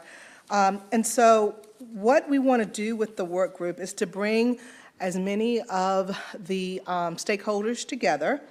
And of course, we'll have members from the Senate, members from the House, members from the military department, members from DO-IT, State Superintendent of Schools. And the point is to look at the feasibility and the fiscal and operational viability of a state cyber protection team and that implementation of a state cyber protection team.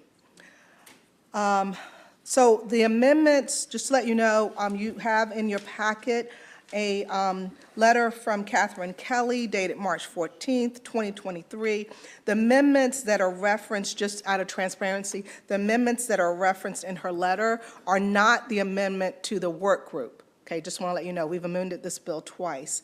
With that said, she has not seen the amendments to make it a work group. We have talked about it, and we will be sharing that with her immediately after today's bill hearing.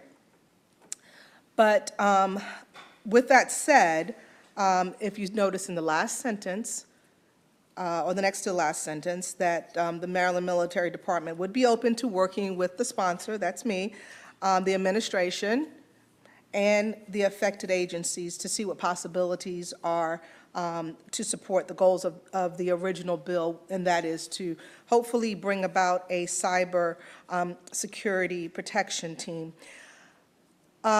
So with that said, I had a meeting with the governor's office and Ms. Kelly to talk about possibilities of implementing such a program.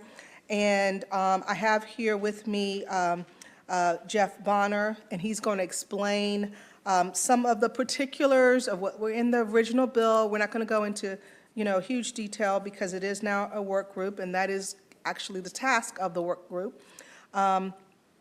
but he's here because it was his research that was used in a California program to advance its cyber security, cyber protection team. And so with that said, Mr. Chair, if I could turn it over to Mr. Jeff Bonner. Good afternoon, Chairman and members of the committee. For the record, I am Jeff Bonner, retired Colonel, United States Air Force, and former Director of Operations of the Maryland Air National Guard. Perhaps more to the point, I'm here today as a member of a former National Security Fellow who spent a good bit of time researching the integration of National Guard cyber capabilities into to support state cybersecurity operations. I'm here today to ask for a favorable report on the House Bill 1131 as amended to establish this working group. Ladies and gentlemen, your Maryland National Guard has a unique cyber capability. It is unique both in its size and its operations. The question before us is how do we bring that capability to enhance our state cybersecurity operation?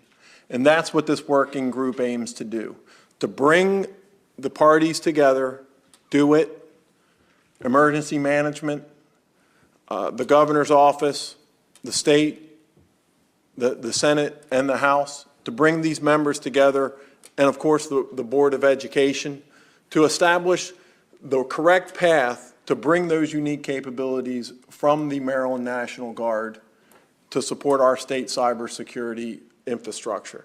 We aim to do that to both prevent on the preventative measures for vulnerability assessment and also, just as importantly, on the incident response. I ask again for your favorable report on House Bill 1131. Thank you for your time. Great. Thank you very much, Delegate Bartlett, Mr. Bonner, for being here and presenting House Bill 1131. Are there any questions from members of the committee for the bill sponsor or the witness? Seeing none, that concludes the bill hearing for House Bill 1131. Thank you, Mr. Chair. We have an announcement planned to vote Thursday and Friday. Keep an eye on your email for any subcommittee meetings and committee meetings.